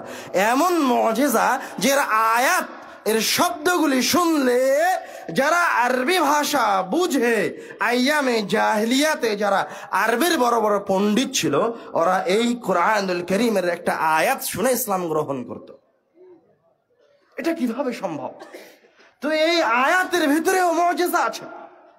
ফাস্তাইয বিল্লাহি মিনাশ শাইতানির রাজিম, এই শয়তান শব্দের মাঝেও মুজিজা লুকিয়ে আছে।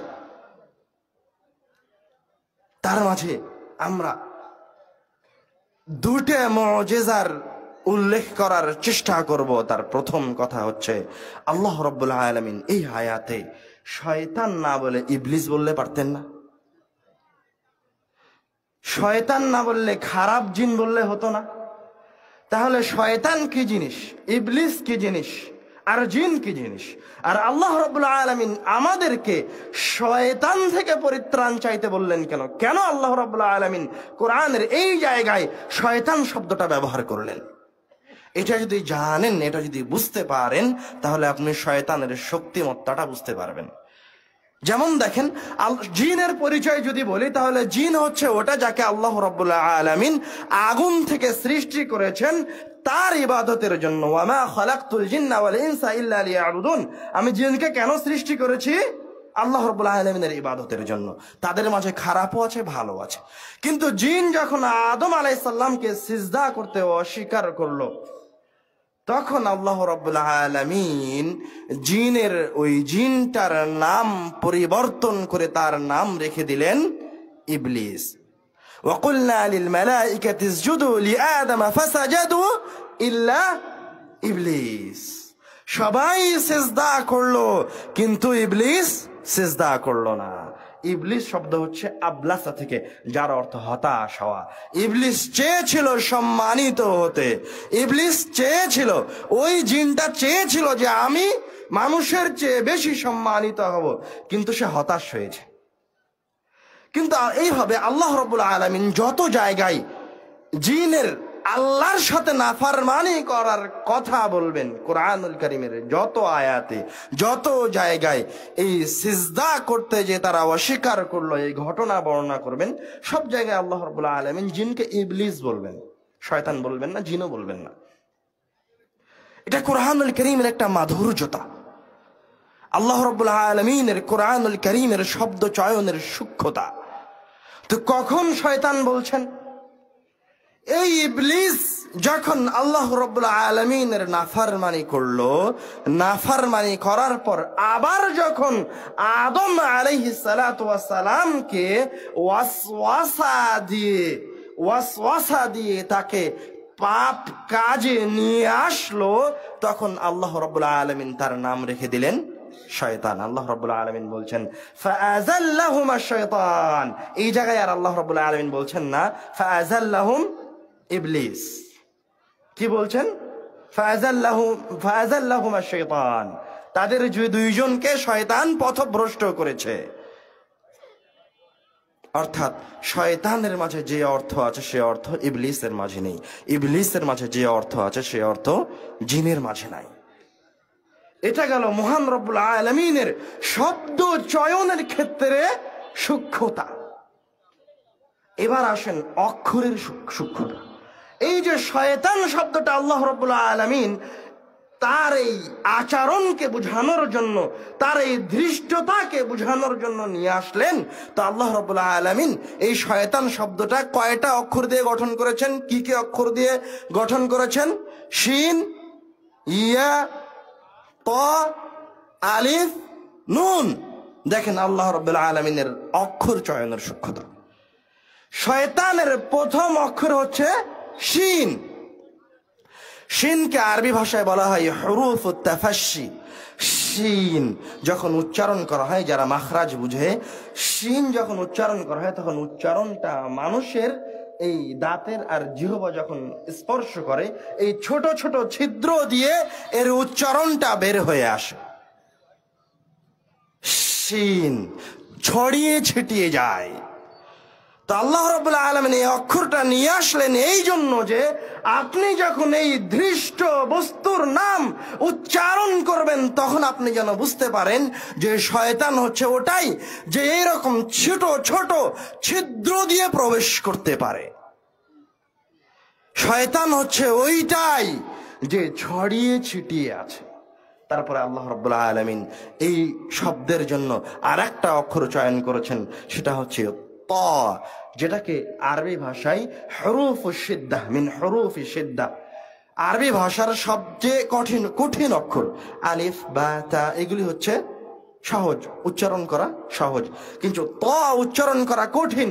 তো আল্লাহ রাব্বুল আলামিন এই যে অক্ষরটা উচ্চারণ করতে সবচেয়ে বেশি শক্তির প্রয়োজন হয়, ওই অক্ষরটা কার নামকরণের ক্ষেত্রে, কার নামের ক্ষেত্রে ব্যবহার করেছেন? শয়তানের ক্ষেত্রে ব্যবহার করেছেন। কেন?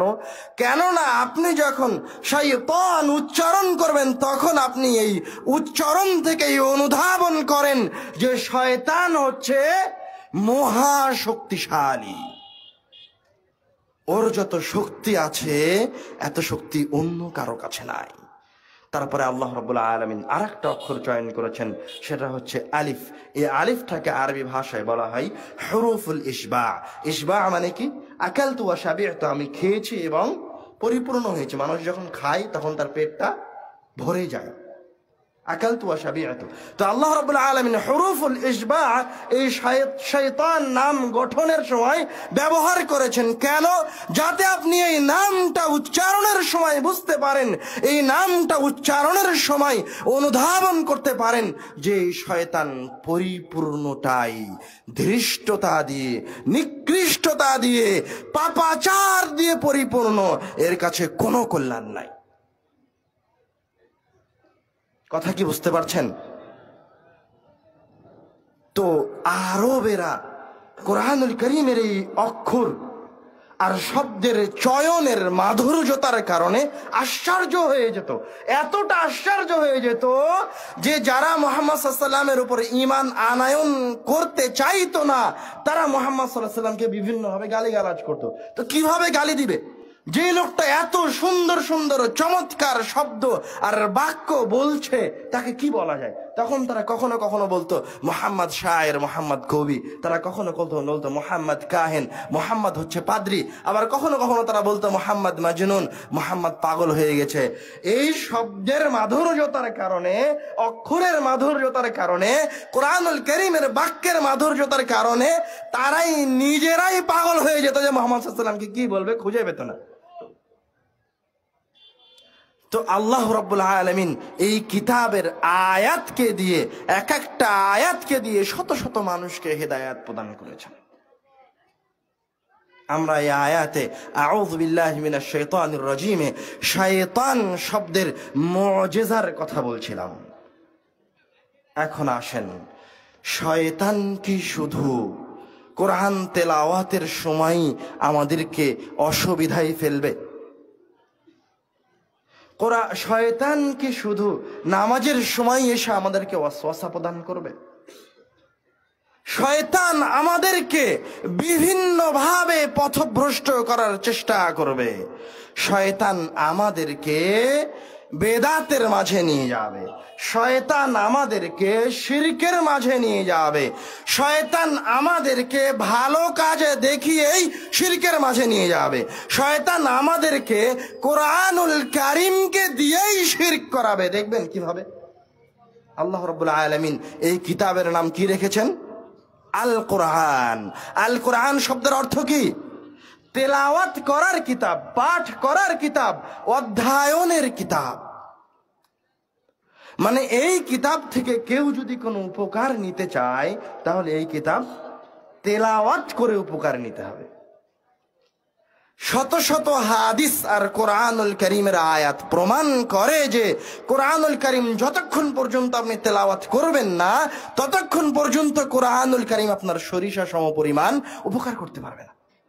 আপনি যদি কোরআনুল কারীমকে দিয়ে দুর্গ নির্মাণ করেন আর ওই দুর্গের ভিতরে গিয়ে আশ্রয় নেন, তো কোরআনুল কারীম আপনার সরিষা সমপরিমাণ উপকার করতে পারবে না।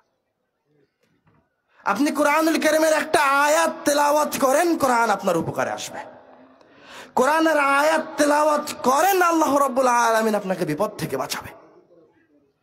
দেখেন রাসূল সাল্লাল্লাহু আলাইহি ওয়াসাল্লাম নিজে হাদিসে বলছেন, রাসূল সাল্লাল্লাহু আলাইহি ওয়াসাল্লাম নিজে বলছেন হাদিসে, ইকরাউল কোরআন, তোমরা কোরআন তেলাওয়াত করো, ফাইন্নাল্লাহ তাআলা লা ইউআযযিবু কলবান ওয়াল কোরআন। যেই ব্যক্তি কোরআনকে তার অন্তরে ধারণ করে, আল্লাহ রাব্বুল আলামিন ওই ব্যক্তিকে কোনোদিন কোনো প্রকার শাস্তির সম্মুখীন করবেন না। আমরা বিপদ থেকে বাঁচার জন্য, যেমন মনে করেন যখন সৈন্যরা যুদ্ধে যায় তখন তার শরীরে যেন গুলি না লাগে, সেই জন্য তারা বুলেট প্রুফ জ্যাকেট পরিধান করে। বর্তমান সময়ে আধুনিক যুগে বোমা থেকে বাঁচার জন্য মাটির নিচে সেফ হাউস নির্মাণ করা হয়। বোমা থেকে বাঁচার জন্য সেফ হাউস নির্মাণ করা হয়। সেফ হাউস কি? উপরে বোমা পড়বে, আপনার কোনো কিছু হবে না। আল্লাহ রাব্বুল আলামিন মুসলমানদের জন্য সেফ হাউস করে দিয়েছেন কোরআন মাজিদকে। রাসূল সাল্লাল্লাহু আলাইহি ওয়াসাল্লাম এই কথা স্বয়ং নিজে বলেছেন। রাসূল সাল্লাল্লাহু আলাইহি ওয়াসাল্লাম বলছেন, ইন্নাল্লাহা তাআলা লা ইউআযযিবু কলবান ওয়াল কোরআন ওয়া ইন্না হাযাল কোরআনা মা'দাবাতুল্লাহ। এই কোরআন মাজিদ হচ্ছে এই পৃথিবীতে, এই জমিনের উপরে মহান রব্বুল আলামিনের মেহমানখানা।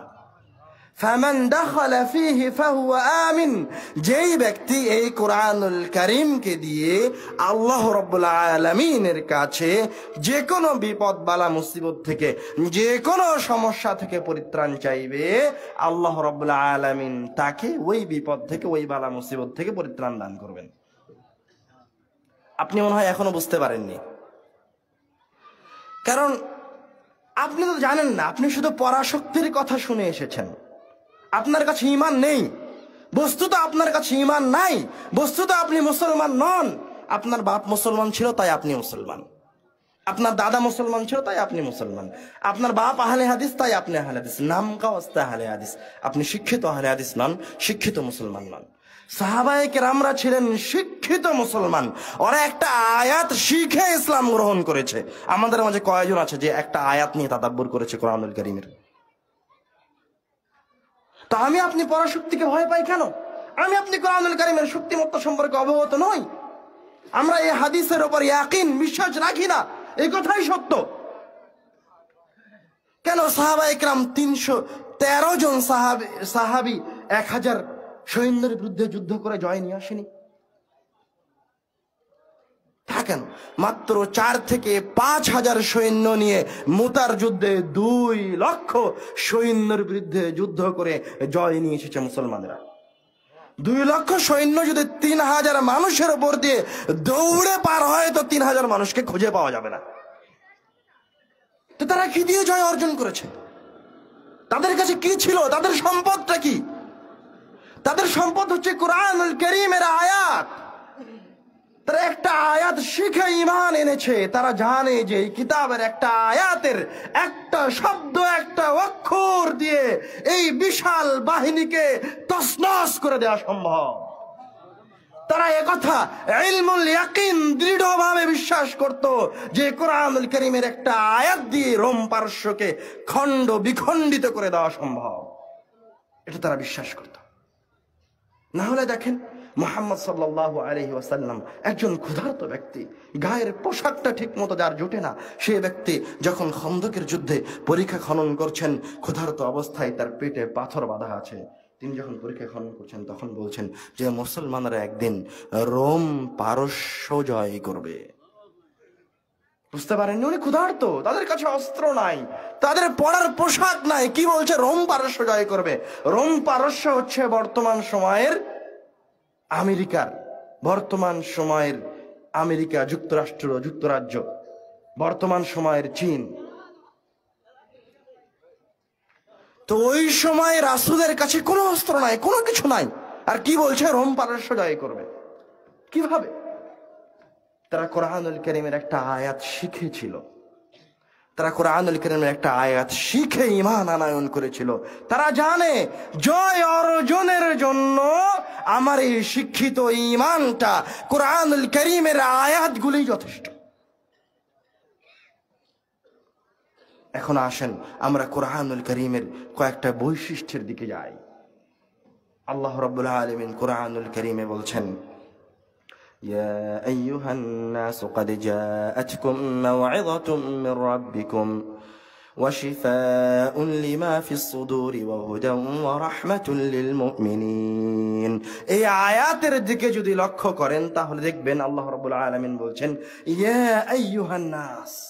আমরা মনে করি কোরআনুল কারীম মনে হয় শুধু মুসলমানদের ধর্মগ্রন্থ, কিন্তু আল্লাহ রাব্বুল আলামিন কোরআনুল কারীমকে শুধু মুসলমানদের ধর্মগ্রন্থ হিসেবে প্রেরণ করেননি। আল্লাহ রাব্বুল আলামিন এই আয়াতে বলছেন ইয়া আইয়ুহান নাস, হে ইহুদি, খ্রিস্টান, নাস্তিক, বৌদ্ধ, হিন্দু, মুসলমান, আরব, অনারব, মুচি, দরিদ্র, রাজা, প্রজা, তোমরা শোনো, قد جاءتكم موعظة من ربكم, তোমাদের প্রতিপালকের পক্ষ থেকে একটা কিতাব এসেছে যেটা হচ্ছে মাউইযা, যেই কিতাবটা তোমাদেরকে উপদেশ দিতে পারে। তোমাদের কারো যদি উপদেশের প্রয়োজন হয়, কেউ যদি মনে করে, কোনো একজন মানুষ, সে পাপী হোক, তাপী হোক, খ্রিস্টান হোক, ইহুদি হোক, নাসারা হোক, যদি কেউ মনে করে যে আমার উপদেশের প্রয়োজন, তাহলে আল্লাহ বলছে তুমি এই কিতাবটা তেলাওয়াত করো, এই কিতাবটা পড়ো। তোমার যেই সমস্যায় থাক না কেন, যেই সমস্যার মাঝে থাকো না কেন, ওই সমস্যা থেকে উদ্ধারের নসিহত, ওই সমস্যা থেকে বাঁচার উপদেশ এবং তোমার হেদায়াত পাওয়ার উপদেশ এই কিতাবের মাঝে পাবে। এই কিতাব তেলাওয়াত করো, এই কিতাব তোমাকে উপদেশ দিবে। আর কি করবে? ওয়াশিফাউন লিমা ফিস সুদূর। তুমি যখন এই কিতাব তেলাওয়াত করবে, এই কিতাব থেকে উপদেশ গ্রহণ করবে, তখন ওই যে তোমার অন্তরটা পাপে ভরা ছিল, ওই যে তোমার অন্তরটা পাপাচারের কারণে বিকৃত হয়ে গেছিল, নষ্ট হয়ে গেছিল, ওই যে তোমার ঈমানটা, তোমার অন্তরটা নাস্তিক হয়ে গেছিল, ওই যে তুমি ইহুদি ছিলা, ওই যে তুমি খ্রিস্টান ছিলা, ওই যে তুমি হিন্দু ছিলা, শিফাউন লিমা ফিস সুদূর। তুমি যদি ওই কিতাব থেকে উপদেশ গ্রহণ করো, তাহলে এই কিতাব তোমার অন্তরের যাবতীয় পাপাচারকে, ধৃষ্টতাকে, বক্রতাকে ধুয়ে মুছে পরিষ্কার করে দিবে। সুবহানাল্লাহ। ওয়াহুদাও ওয়া রাহমাতুল লিল মুমিনিন। এবং এই কিতাব তোমাকে উপদেশ দেওয়ার পর, তোমার অন্তরকে পবিত্র করার পর তোমাকে হেদায়াত প্রদান করবে। হেদায়াত প্রদান করবে মানে কি? হেদায়াত হচ্ছে আমার আপনার জীবনের লক্ষ্য, উদ্দেশ্য। আপনি যতই আমল করেন না কেন, যত ভালো কাজ করেন না কেন, যদি আপনার কাছে হেদায়াত না থাকে, যদি আপনার কাছে হেদায়াত না থাকে, তাহলে আপনার কোনো কাজ, কোনো কর্ম, কোনো কাজে আসবে না। তার নাম হচ্ছে হেদায়াত। হেদায়াত আরেকটু স্পষ্ট হন। 5 ওয়াক্ত সালাতে আল্লাহ রাব্বুল আলামিনের কাছে সর্বপ্রথম আমাদের যেই ফরিয়াদটা থাকে, সেটা হচ্ছে ইহদিনাস সিরাতাল মুস্তাকিম। সেটা হচ্ছে, হে আল্লাহ, আপনি আমাদেরকে সহজ সরল পথের দীক্ষা দিন, আমাদেরকে হেদায়াত দিন। ইহদিনা, হে আল্লাহ, আপনি আমাদেরকে হেদায়াত দিন। 5 ওয়াক্ত সালাতে আমাদের প্রথম যেই ফরিয়াদ আল্লাহ রাব্বুল আলামিনের কাছে থাকে, সেটা হচ্ছে হেদায়াতের ফরিয়াদ। হেদায়াত শব্দটা কি? হেদায়াতের অর্থটা যদি আপনারা বুঝতে চান, তাহলে আরবদের কাছে ফিরে যেতে হবে। আরবেরা এই শব্দটা ব্যবহার করত যখন কোন একটা কাফেলা সফরে বের হতো মরুভূমির মাঝে দিয়ে, তখন তারা গন্তব্যস্থলে পৌঁছার জন্য ওই কাফেলার সামনে একজন গাইড থাকতো, পথপ্রদর্শক। কোন একটা উট থাকতো অথবা কোন একজন ব্যক্তি থাকতো যারা মরুভূমির রাস্তা চিনে, আর পুরো কাফেলা নিশ্চিন্তে ওই ব্যক্তির, ওই উটের অনুসরণ করত। তো ওই অনুসরণীয় উটকে তারা বলতো হাদি। কেন? কেননা তারা যদি নিশ্চিন্তে ওই উটের অনুসরণ করে, তাহলে 2 দিন, 3 দিন বা 1 সপ্তাহ পরে তারা তাদের গন্তব্যস্থলে পৌঁছে যাবে নিশ্চিন্তে, কিছু করা লাগবে না। তো আল্লাহ রাব্বুল আলামিন ওই জায়গা থেকে তার কিতাবের নাম রাখলেন। তার কিতাবের একটা বৈশিষ্ট্যের কথা বলছেন, এই কোরআন হচ্ছে হাদি। কেউ যদি এই কোরআনুল কারীমের কাছে আসে, তো এই কোরআনুল কারীম ওকে নিজে, কোরআনুল কারীম নিজে আপনার হাতটা ধরে আপনাকে হেদায়াতের পথে নিয়ে আসবে। কোরআন নিজে আপনাকে হেদায়াত দিয়ে দিবে। আরো স্পষ্ট করে বুঝেন যে কোরআন কিভাবে হেদায়াত দেয়, তার একটা প্রমাণ নেন। ওমর রাদিয়াল্লাহু তাআলা আনহু ইসলাম গ্রহণের আগে মুহাম্মদ সাল্লাল্লাহু আলাইহি ওয়াসাল্লামকে হত্যা করার জন্য ঘুরছে। বলছে, মুহাম্মদ কে, আমি তাকে হত্যা করব। কোরআনুল কারীমের কয়েকটা আয়াত শুনে তিনি বলছেন, আমাকে মুহাম্মদ সাল্লাল্লাহু আলাইহি ওয়াসাল্লামের কাছে নিয়ে চলো, আমি ইসলাম গ্রহণ করতে চাই। তার নাম কোরআনুল কারীমের হেদায়াত। আজও দেখেন, যে ব্যক্তি কোরআনুল কারীমের অনুবাদ বুঝে না, এরকম শত শত ব্যক্তি আছে কোরআনুল কারীমের 1টা 2টা 5টা আয়াত শুনে তার মাধুর্যতায় ইসলাম গ্রহণ করেছে। তার নাম হচ্ছে কোরআনুল কারীমের হেদায়াত। কোরআনুল কারীমের হেদায়াতের সূক্ষ্মতা আর সৌন্দর্যতা বলতে গিয়ে আল্লাহ রাব্বুল আলামিন কোরআনুল কারীমে বলছেন, ওয়ালাকিন জাআলনাহু নূরান নাহদি বিহি মান নাশা। আব্বু চলে এসেছেন, আব্বু বসা পর্যন্ত আমরা অপেক্ষা করছি, তারপরে আমাদের আলোচনা শুরু করছি আবার।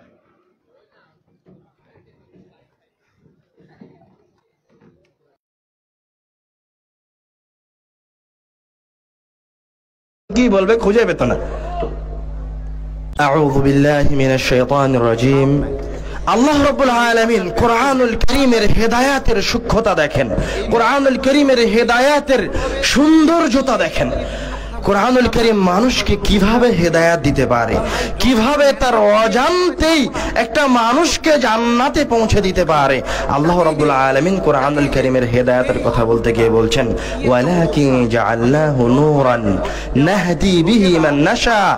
আমি এই কিতাবটাকে একটা প্রদীপের মতো করে দিয়েছি, একটা আলো করে দিয়েছি। ওয়ালাকিন জাআলনাহু নূরা, আমি কিতাবটাকে করে দিয়েছি একটা বাতির মতো, একটা আলোর মতো। নাহদি বিহি মান নাশা, এই আলোটা দিয়ে, এই নূরটা দিয়ে আমি ইচ্ছা তাকে জান্নাতে পৌঁছে দেই, যাকে ইচ্ছা তাকে আমি হেদায়েত দিয়ে দেই। আরো স্পষ্ট হন, মনে করেন আপনি আমাবর্ষার রাত্রে কুটকুটে কালো অন্ধকার, আপনি রাস্তা দিয়ে যাচ্ছেন, যেতে যেতে হঠাৎ করে বিদ্যুৎ চলে গেছে, কোথাও কোনো কিছু দেখা যায় না। তো একজন ব্যক্তি একটা টর্চ লাইট নিয়ে এসে আপনাকে আপনার হাতটা ধরে ওই আঁকাবাঁকা রাস্তা দিয়ে নিয়ে গিয়ে আপনার গন্তব্যস্থলে পৌঁছে দিল। তো ওই যে ওই ব্যক্তিটা লাইট নিয়ে এসে আপনাকে আপনার গন্তব্যস্থলে পৌঁছে দিল, আপনাকে কোনো কিছুই করা লাগলো না। আল্লাহ রাব্বুল আলামিন বলছেন কোরআনুল কারীমে হচ্ছে এইরকম একটা প্রদীপ, এইরকম একটা, আপনি শুধু এই কিতাব আসেন, এই কিতাব জান্নাতে পৌঁছে দেন। আরো স্পষ্ট করে বুঝেন, আমি আজকে রাজশাহী থেকে বের হয়েছি আপনাদের এখানে আসার জন্য। তো এই রাস্তায় বের হওয়া থেকে নিয়ে শুরু করে আপনাদের এখানে আসা পর্যন্ত 6 থেকে 7 ঘন্টার রাস্তা। আমি কি করেছি এই জায়গায়, আমার পরিশ্রম কতটুকু, আমি শুধু বাড়ি থেকে বের হয়ে এসে গাড়িতে বসেছি। আমি জানি 6 থেকে 7 ঘন্টা পর গাড়ির ড্রাইভার আমাকে আপনাদের মাঝে পৌঁছে দিবেন। তো পুরো রাস্তায় যে পরিশ্রম করলো, একাধিক পথ, ভুল পথ থেকে ডান দিকে গেলে হয়তো সে এই জায়গায় পৌঁছাতো না, অন্য জায়গায় চলে যেত, ডান দিকে গেল না, বাম দিকে গেল না, কোনো ভুল রাস্তায় গেল না, ঠিক 6 থেকে 7 ঘন্টা পর আপনাদের মাঝে নিয়ে এসে পৌঁছে দিল। এই কাজটা কে করছে? আমাকে অন্য জেলায় নিয়ে গেল না, অন্য বিভাগে নিয়ে গেল না, এই কাজটা কে করছে? ড্রাইভার করছে। তো কোরআন হচ্ছে কিতাব, আপনি যদি ওই কিতাবটাকে আঁকড়ে ধরে রাখেন, ওই কিতাবকে যদি আপনি নিয়মিত তেলাওয়াত করেন, তো আপনি কোরআনুল কারীমকে আঁকড়ে ধরে থাকার কারণে আপনি আর অন্য কোনো ভ্রান্ত মানহাজ, অন্য কোনো ভ্রান্ত দল, অন্য কোনো ভ্রান্ত ফেরকায় যাওয়ার সুযোগই পাবেন না। কোরআন আপনাকে ধরে জান্নাতে পৌঁছে দিবে। এই কথা কে বলছেন? আল্লাহ রাব্বুল আলামিন স্বয়ং নিজে বলছেন। ওয়ালাকিন জাআলনাহু নূরান নাহদি বিহি মান নাশা। আরেকটা আয়াতে আল্লাহ রাব্বুল আলামিন বলছেন, ইন্না হাযাল কুরআনা ইয়াহদি লিল্লাতী হিয়া আকওয়াম। আমি তো দুনিয়াবী জীবনের একটা উদাহরণ দিলাম যে আমার ড্রাইভার কোনো ভুল রাস্তায় যাবে না, আমাকে আপনাদের মাঝে পৌঁছে দিবে। তবে তার ভুল হতেও পারে, কিন্তু আল্লাহ রাব্বুল আলামিন কোরআনুল কারীমে বলছেন, ইন্না হাযাল কুরআনা ইয়াহদি লিল্লাতী হিয়া আকওয়াম। আপনাকে তো কোনো আঁকাবাঁকা রাস্তায় নিয়ে যাবে না, আপনাকে তো ক্লান্ত করবে না, আপনি ক্লান্ত হবেন না, আপনি হয়রানির শিকার হবেন না, আপনাকে কোনো কিছু করা লাগবে না, আপনাকে শুধু সঠিক গন্তব্যে পৌঁছে দিবে না। আল্লাহ রাব্বুল আলামিন ইসমে তাফজিলের সিগা ব্যবহার করে বলছেন, সবচেয়ে শক্তিশালী সিগা ব্যবহার করে বলছেন, ইন্না হাযাল কুরআনা ইয়াহদি লিল্লাতী হিয়া, সবচেয়ে শ্রেষ্ঠ যে দলটা, ফিরকায়ে নাজিয়া, যেটা যার অনুসরণ করলে নিশ্চিন্তে জান্নাত পাওয়া যায়, কোরআনুল কারীম আপনাকে ওই আকওয়াম লিল্লাতী হিয়া আকওয়াম, সবচেয়ে শ্রেষ্ঠ দলের সাথে, সবচেয়ে শ্রেষ্ঠ দলের মাঝে রাখবেন। এবার হাদিসে আসেন, রাসূল সাল্লাল্লাহু আলাইহি ওয়াসাল্লাম বলছেন, ইন্না লিল্লাহি আহলিনা মিনান নাস। এই জমিনে, এই পৃথিবীর উপরে মহান রব্বুল আলামিনের একটা পরিবার আছে। ইন্না লিল্লাহি আহলিনা মিনান নাস। এবার সাহাবীরা বলছে কিলা মান হুম ইয়া রাসূলুল্লাহ, কারা তারা যে এই জমিনে বসবাস করে মহান রব্বুল আলামিনের পরিবারের সদস্য হওয়ার মর্যাদা অর্জন করেছে, তারা কারা? মান হুম ইয়া রাসূলুল্লাহ, তারা কারা? তখন রাসূল সাল্লাল্লাহু আলাইহি ওয়াসাল্লাম উত্তরে বলছেন আহলুল কুরআনি হুম আহলুল্লাহ ওয়া খাসাতুহু, যারা তাদের অন্তরে কোরআনুল কারীমকে লালন করে, যারা রাসূলের হাদিস দিয়ে কোরআনুল কারীমের একটা আয়াতকে বোঝার চেষ্টা করে, ওরাই হচ্ছে এই জমিনে মাটির উপর চলাফেরা করে, কিন্তু তারা আল্লাহ রাব্বুল আলামিনের পরিবারের সদস্য। আল্লাহ রাব্বুল আলামিনের পরিবারের সদস্য বলাটাই যথেষ্ট ছিল। এর আছে, এর কিছু আছে যে ওই ব্যক্তিটা মহান রব্বুল আলামিনের পরিবারের সদস্য। কিন্তু রাসূল সাল্লাল্লাহু আলাইহি ওয়াসাল্লাম আবার বলছেন ওয়া খাসাতুহু, শুধু সে মহান রব্বুল আলামিনের পরিবারের সদস্য নয়, সে মহান রব্বুল আলামিনের কাছে একটা বিশেষ ব্যক্তি, ভিআইপি ব্যক্তি, যার দায়িত্ব কার উপরে? মহান রব্বুল আলামিনের উপরে। রাসূল সাল্লাল্লাহু আলাইহি ওয়াসাল্লাম বলেন খায়রুকুম মান তাআল্লামাল কুরআন ওয়া আল্লামাহু, আপনার পরিবারের সবচেয়ে শ্রেষ্ঠ ব্যক্তি এই গ্রামের, এই দেশের, এই পৃথিবীর মিলিয়ন মিলিয়ন ট্রিলিয়ন মানুষের মাঝে থেকে আল্লাহ রাব্বুল আলামিন যদি শ্রেষ্ঠ ব্যক্তিদের একটা লাইন করে, তাহলে আল্লাহ রাব্বুল আলামিন প্রথম কাতারে যাদেরকে রাখবেন তারা হচ্ছে যে ব্যক্তি নিজে কোরআন মাজিদ শিখে আর আরেকজনকে শিখায়। খায়রুকুম মান তাআল্লামাল কুরআন ওয়া আল্লামাহু। এইভাবে রাসূল সাল্লাল্লাহু আলাইহি ওয়াসাল্লাম বিভিন্ন হাদিসে কোরআনুল কারীমের অসংখ্য মর্যাদার কথা বলেছেন। কোরআনুল কারীমের যত শক্তি আছে, যত মর্যাদা আছে, অন্য কোনো কিছুর মাঝে এত শক্তি, এত মর্যাদা নাই। এবার আসেন আমরা আমাদের আলোচনার এই পর্যায়ে কোরআনুল কারীমের কিছু বৈশিষ্ট্যের দিকে যাই, কিছু সূরার ফজিলতের দিকে যাই। মনোযোগ সহকারে শ্রবণ করেন, এই সূরাগুলির উপর আমল করার চেষ্টা করিয়েন। রাসূল সাল্লাল্লাহু আলাইহি ওয়াসাল্লামের কাছে একজন এসে বলছে ইয়া রাসূলুল্লাহ ইন্নী উহিব্বু হাযিহিস সূরা, হে আল্লাহর রাসূল আমি এই সূরাটি তেলাওয়াত করতে ভালোবাসি। কুল হুয়াল্লাহু আহাদ, এই সূরাটি তেলাওয়াত করতে আমি ভালোবাসি। তখন রাসূল সাল্লাল্লাহু আলাইহি ওয়াসাল্লাম বলছেন ইন্না হুব্বাকা ইয়াহা আদখালাকাল জান্নাহ, তোমার এই কুল হুয়াল্লাহু আহাদ সূরাটার প্রতি ভালোবাসা তোমাকে জান্নাতে নিয়ে চলে যাবে। একটা সূরার প্রতি ভালোবাসা, একটা সূরাকে বারবার তেলাওয়াত করা। রাসূল সাল্লাল্লাহু আলাইহি ওয়াসাল্লাম সাহাবীদের মাঝে এসে জিজ্ঞাসা করছেন আয়া আজিজু আহাদুকুম আন ইয়াকরা ফি লাইলাতিন সুরাতাল কুরআন, তোমাদের মাঝে কি এমন কোন ব্যক্তি আছে যে প্রত্যেক দিন রাতে ঘুমানোর আগে কোরআনুল কারীম থেকে 10 পারা কোরআন তেলাওয়াত করতে পারে না? এরকম 10 পারা কোরআন তেলাওয়াত করতে অক্ষম কেউ কি আছে? তখন সাহাবায়ে কেরাম বলছে 10 পারা কোরআন তেলাওয়াত করা নিয়মিত রাতে, কাইফা যালিকা ইয়া রাসূলুল্লাহ, এটা কি এত সহজ কাজ হয়ে গেল? তাই কি সম্ভব 10 পারা কোরআন মাজিদকে প্রত্যেক রাতে তেলাওয়াত করা যায়? তখন রাসূল সাল্লাল্লাহু আলাইহি ওয়াসাল্লাম 10 পারা কোরআন মাজিদ তেলাওয়াত করাকে আমাদের জন্য সহজ করে দিচ্ছেন। রাসূল সাল্লাল্লাহু আলাইহি ওয়াসাল্লাম বলছেন কুল হুয়াল্লাহু আহাদ তা'দিলু সুলুসাল কুরআন, কেউ যদি কুল হুয়াল্লাহু আহাদ এই সূরাটা একবার তেলাওয়াত করে তো আল্লাহ রাব্বুল আলামিন তার আমলনামায় 10 পারা কোরআন তেলাওয়াতের সমপরিমাণ নেকি লিখে দিবেন। তো কেউ যদি এই সূরাটি 3 বার তেলাওয়াত করে তো আল্লাহ রাব্বুল আলামিন তার আমলনামায় পূর্ণ কোরআন মাজিদ তেলাওয়াতের সমান নেকি লিপিবদ্ধ করবেন। সুবহানাল্লাহ। আরেকটি হাদিসে এসেছে عن عقبة بن عامر رضي الله تعالى عنه قال بينما أنا أسير مع رسول الله صلى الله عليه وسلم, আমির উকবা রাদিয়াল্লাহু তাআলা আনহু বলছে আমি রাসূলের সাথে সফরে বের হয়েছি। বাইনাল জুহফাতি ওয়াল আবওয়া, সফরে বের হয়ে জুহফা এবং আবওয়া নামক দুইটি জায়গার মাঝামাঝিতে পৌঁছেছি। ইযা গাশিয়াতনা রিহুন ওয়া যুলমাতুন শাদীদা, এমন তো অবস্থা ঝড় শুরু হয়ে গেল, এমন ঝড় শুরু হলো যে চতুর্দিকে অন্ধকার হয়ে গেল, ঝড় ঝাপটায় মনে হয় আমরা মরে যাবো, এরকম কঠিন ঝড় শুরু হয়ে গেল। ফাজাআল রাসূলুল্লাহ সাল্লাল্লাহু আলাইহি ওয়াসাল্লাম ইয়াতাআওয়াযু বিআউযু বিরাব্বিল ফালাক ওয়া আউযু বিরাব্বিন নাস, এই কঠিন সময় থেকে, এই বাঁচার জন্য রাসূল সাল্লাল্লাহু আলাইহি ওয়াসাল্লাম কুল আউযু বিরাব্বিল ফালাক আর কুল আউযু বিরাব্বিন নাস এই দুইটি সূরা তেলাওয়াত করতে শুরু করলেন। এবং তার যে সঙ্গী ছিল, সফর সঙ্গী উকবা রাদিয়াল্লাহু তাআলা আনহুকে বলছেন, ইয়া উকবা তাআওয়াজ বিহিমা, উকবা তুমি এই দুইটি সূরা তেলাওয়াত করে মহান রব্বুল আলামিনের কাছে এই কঠিন বিপদ থেকে আশ্রয় প্রার্থনা করো। ফামা তাআওয়াযা মুতাআওযিযুন বিমিসলিহিমা, কেননা বিপদ থেকে বাঁচার জন্য এই দুইটি সূরার মতো শক্তিশালী কোনো সূরা নাই।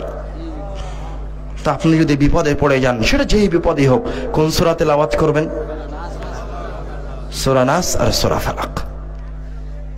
আরেকটা হাদিসে এসেছে রাসূল সাল্লাল্লাহু আলাইহি ওয়াসাল্লাম বলছেন, ইন্নাল কুরআনা ইয়াতি ইয়াউমাল কিয়ামাতি শাফিআন লিআসহাবিহি, কুরআনুল কারীম কিয়ামতের দিন মানুষের জন্য শাফাআত করতে আসবে। রাসূল সাল্লাল্লাহু আলাইহি ওয়াসাল্লাম বলছেন আরেকটা হাদিসে, ইকরাউল কুরআন, তোমরা কুরআন তেলাওয়াত فإنه يأتي يوم القيامة شفيعا لأصحابه, তোমরা কোরআন তেলাওয়াত করো, কেননা কোরআন মাজিদ কিয়ামতের দিন শাফাআত করার জন্য আসবে। ইকরাউজ যাহরাওয়াইন, তোমরা উজ্জ্বল শক্তিশালী দুইটি সূরাকে তেলাওয়াত করো। উজ্জ্বল শক্তিশালী বিশেষ দুইটি সূরা কি? আল বাকারা ওয়া সূরাত আলে ইমরান। তোমরা সূরা বাকারা আর সূরা আলে ইমরান তেলাওয়াত করো। কেন? ফাইন্নাহুমা তাতিয়ান ইয়াউমাল কিয়ামাতি কাআন্নাহুমা গামামাতান, কেননা এই দুইটি সূরা কিয়ামতের দিনে আকৃতি ধারণ করে আসবে। তাদের আকৃতি কেমন হবে? কাআন্নাহুমা গামামাতান, তাদের আকৃতি হবে দুই খণ্ড মেঘের মতো। আও কাআন্নাহুমা গায়ায়াতান, অথবা তাদের আকৃতি হবে দুইটি সামিয়ানার মতো। আও কান্নাহুমা ফিরকান মিন তাইরিন সাওয়াফ, অথবা তাদের আকৃতি হবে ডানা মেলে উড়তে থাকা দুই ঝাঁক পাখির মতো।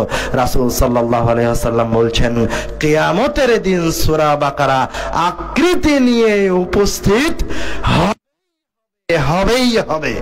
হয়ে কি করবে? তুহাজানি আন আসহাবিহিমা, যারা দুনিয়াবি জীবনে যে মুসলমানেরা, মুমিন ব্যক্তিরা দুনিয়াবি জীবনে সূরা বাকারা আলে ইমরান তেলাওয়াত করত, কিন্তু কিয়ামতের দিনে যখন আমলনামা দাড়ি পাল্লায় উঠানো হয়েছে এবং তার পাপের দাড়ি পাল্লা ভারী হয়ে গেছে, তখন এই দুইটি সূরা ওই ব্যক্তিকে বাঁচানোর জন্য ছুটে চলে আসবে। তো হাজানি আন আসহাবিহিমা, ছুটে এসে কি করবে? মহান রব্বুল আলামিনের সাথে বাদানুবাদে হয়ে যাবে। আল্লাহ রাব্বুল আলামিনের সাথে ঝগড়া করবে।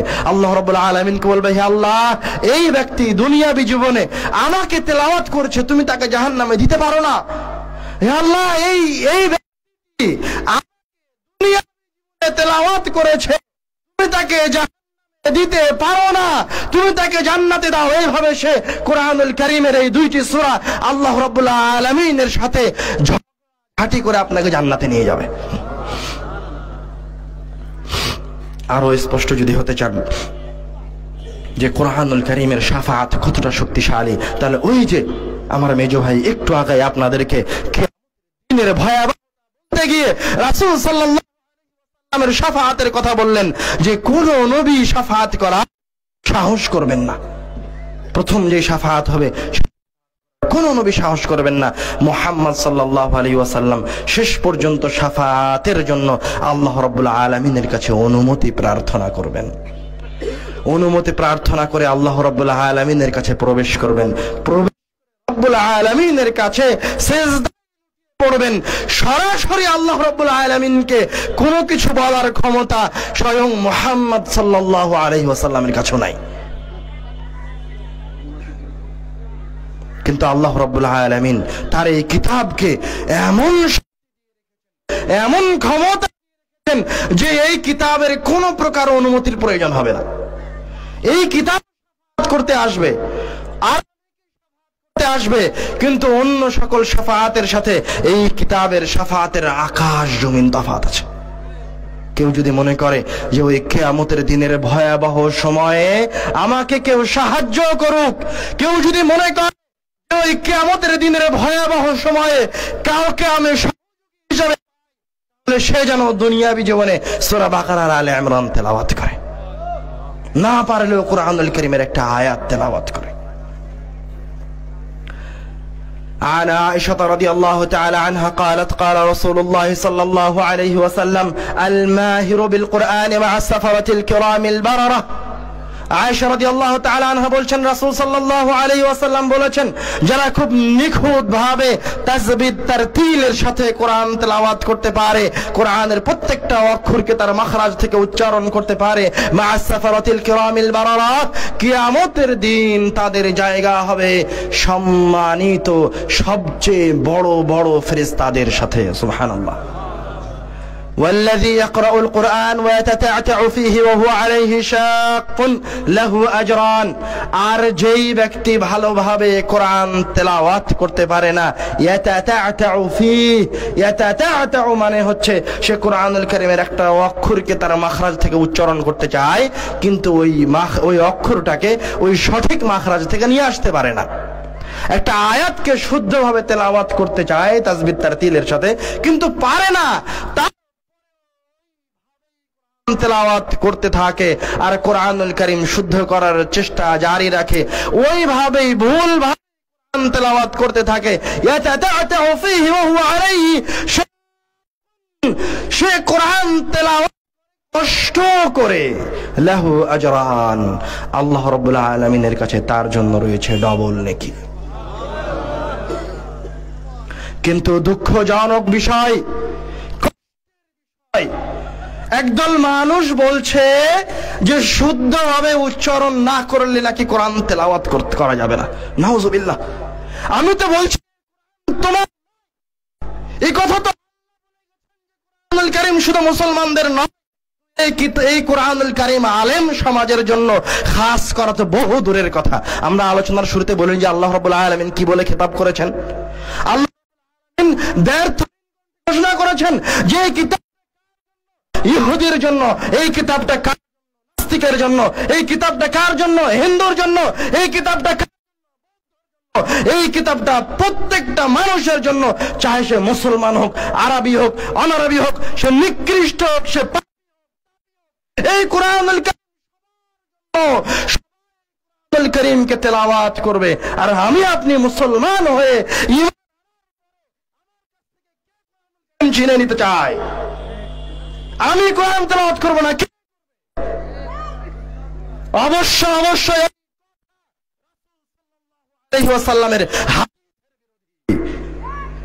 এই কথা আল্লাহ রাব্বুল আলামিনের কথার বিরোধী।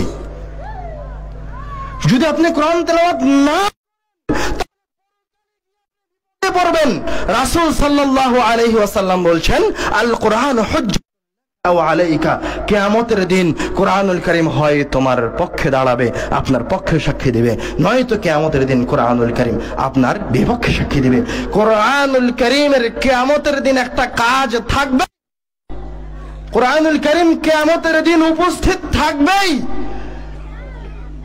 কোরআনুল, আপনার যত নেকি থাক, যত ভালো আমল থাক, কোরআনুল কারীম যদি আপনার বিপক্ষে সাক্ষী দেয় তো আপনার কোনো আমল আপনাকে বাঁচাতে পারবে না।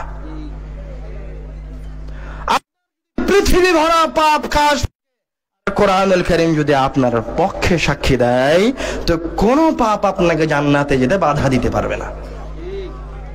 তো আপনি আমার কাছ থেকে কোরআনুল কারীমকে ছিনিয়ে নিতে চাচ্ছেন কেন?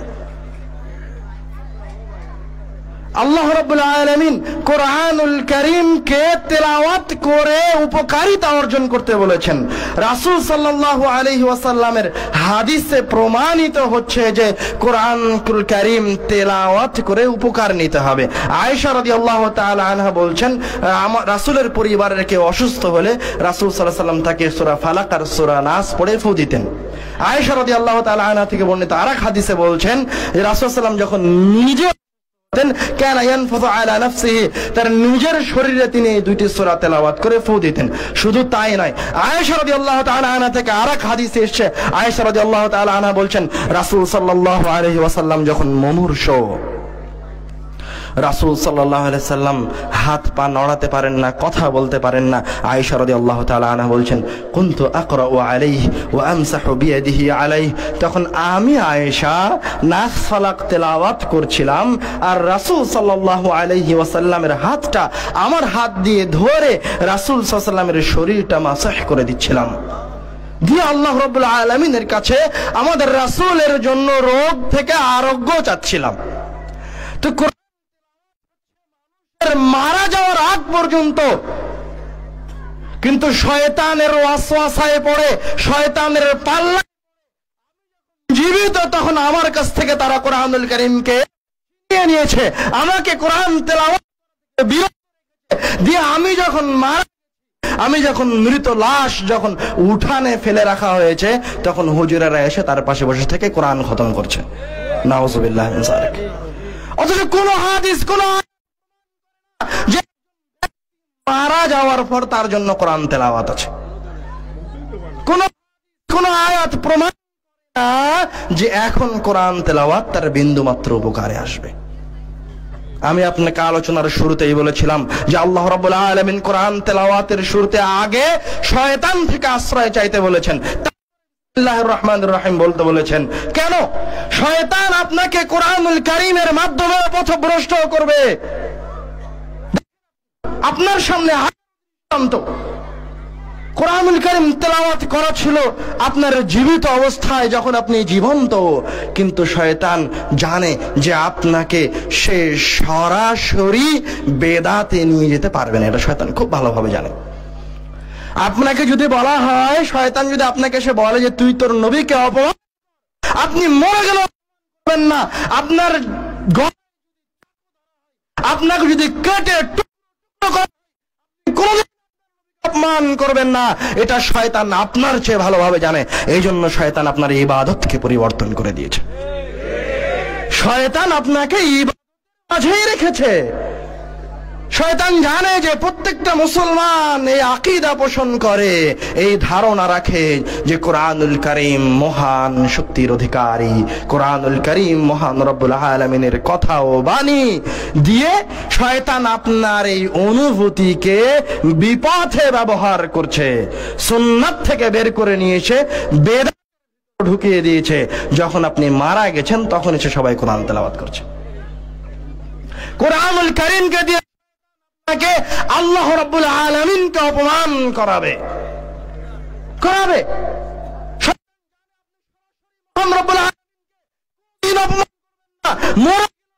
করবেন না। কেউ যদি আপনার আপনি আপনার আল্লাহকে অপমান করবেন না, এটা শয়তান জানে। এই জন্য শয়তান কোনদিন আপনাকে বলবেন না যে তুই সরাসরি তোর আল্লাহকে গালি দে, তোর আল্লাহকে অপমান কর। শয়তান কোরআনুল কারীমকে দিয়ে আপনাকে শিরকে নিয়ে গেছে। কিভাবে?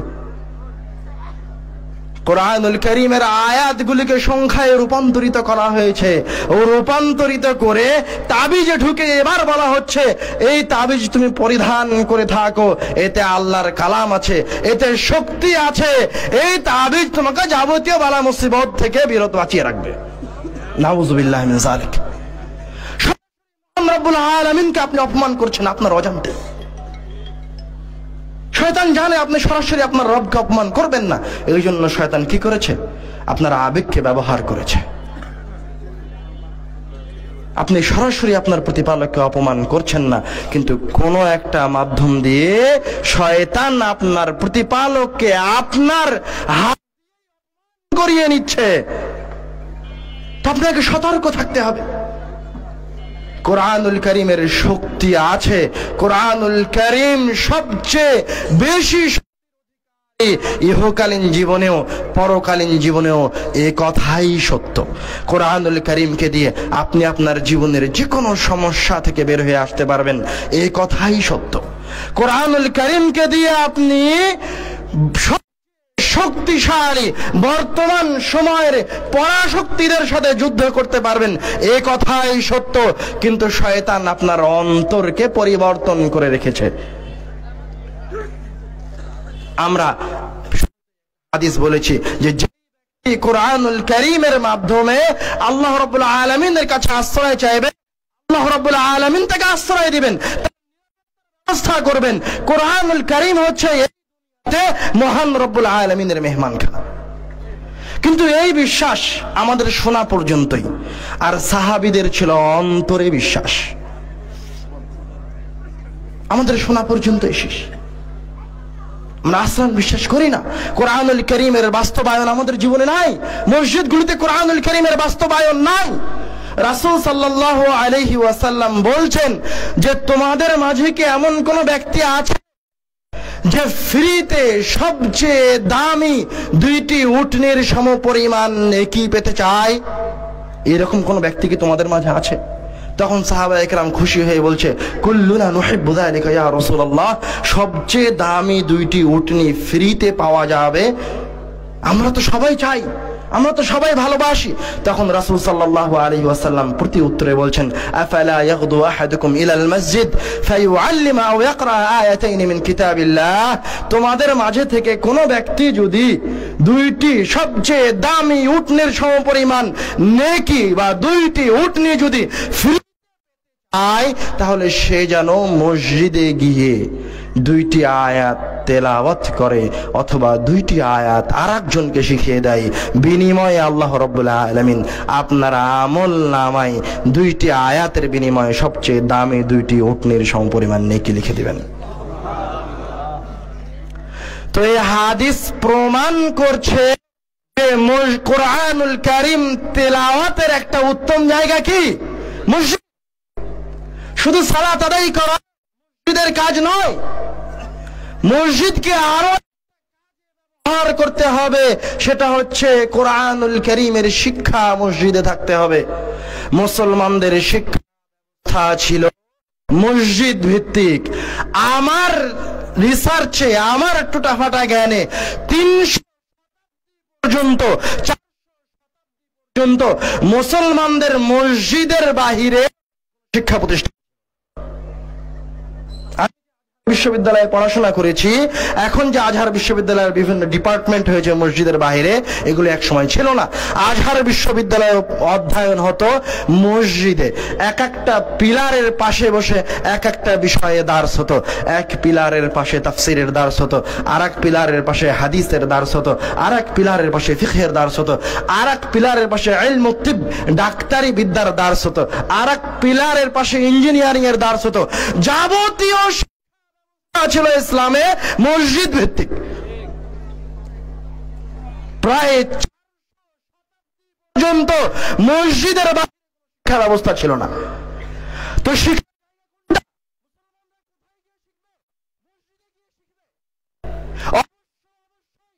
প্রত্যেকটা মসজিদে শিক্ষা ব্যবস্থা থাকতেই হবে। আমি আপনি যে মসজিদ থেকে শিক্ষা ব্যবস্থাকে বের করে নিয়ে এসেছি, এটা হচ্ছে শয়তানের ওয়াসওয়াসায় পড়ে বের করে নিয়ে এসেছি। প্রত্যেকটা পাড়ায় পাড়ায় মসজিদ আছে, কিন্তু প্রত্যেকটা পাড়ায় পাড়ায় মাদ্রাসা নাই, সম্ভব নয়। প্রত্যেকটা পাড়ায় পাড়ায় গ্রামে গ্রামে করা সম্ভব নয়। কিন্তু মসজিদ এখানে 10টা বাড়ি আছে, সেখানেও মসজিদ আছে। থাকতো মসজিদে যদি আপনার সন্তানেরা এসে কোরআনুল কারীম শিখে নিত, তো ওই পাড়ার উপরে তো আল্লাহ রাব্বুল আলামিনের রহমত বর্ষণ হতো। কিন্তু হতে দিবে না। এই জন্য শয়তান আপনার শিক্ষা ব্যবস্থাকে মসজিদ থেকে সম্পূর্ণরূপে বের করে নিয়েছে। এমনকি টুটার ব্যবস্থা আমি বলছি যে ইকরা বিসমি রাব্বিকাল্লাযী খালাক, মুসলমানরা শাসন ক্ষমতা অর্জন করেছে? করেনি। অর্ধ পৃথিবীর তাদেরকে 50 বছর যাবত দাওয়াতি কাজ করতে হয়েছে।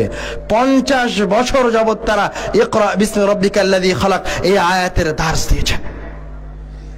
কেন? তাদের কাছে কি টাকা পয়সা ছিল না? ওমর রাদিয়াল্লাহু তাআলা আনহু তিনি মক্কায় মদিনায় চাইলে একটা বড় দুর্গের সমপরিমাণ মসজিদ নির্মাণ করতে পারতেন না? পারতেন না? পারতেন না? পারতেন। কিন্তু তিনি মসজিদ দুর্গের সমপরিমাণ মসজিদ নির্মাণ করেননি। নির্মাণ কেন? তিনি চাকচিক্য আমাদের বিন্দু মাত্র কোনো কাজে আসবে না। শয়তান আমাদের মন মানসিকতাকে পরিবর্তন করে দিয়েছে। মসজিদ পড়ে আছি, মসজিদে টাউস, মসজিদে কিন্তু মসজিদে শিক্ষার প্রয়োজন হয় না। শুধু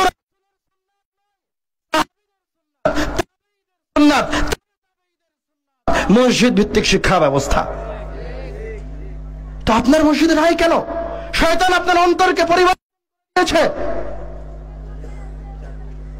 আপনি যে মসজিদটা 10 লক্ষ টাকা খরচ করে নির্মাণ করলেন, আপনি যদি এই মসজিদটা টাটি দিয়ে 2 লক্ষ টাকা খরচ করে নির্মাণ করতেন আর বাকি 48 লক্ষ, তাহলে ওই মসজিদে 10 বছর এই বাংলাদেশের পারতেন না? 48 লক্ষ টাকা খরচ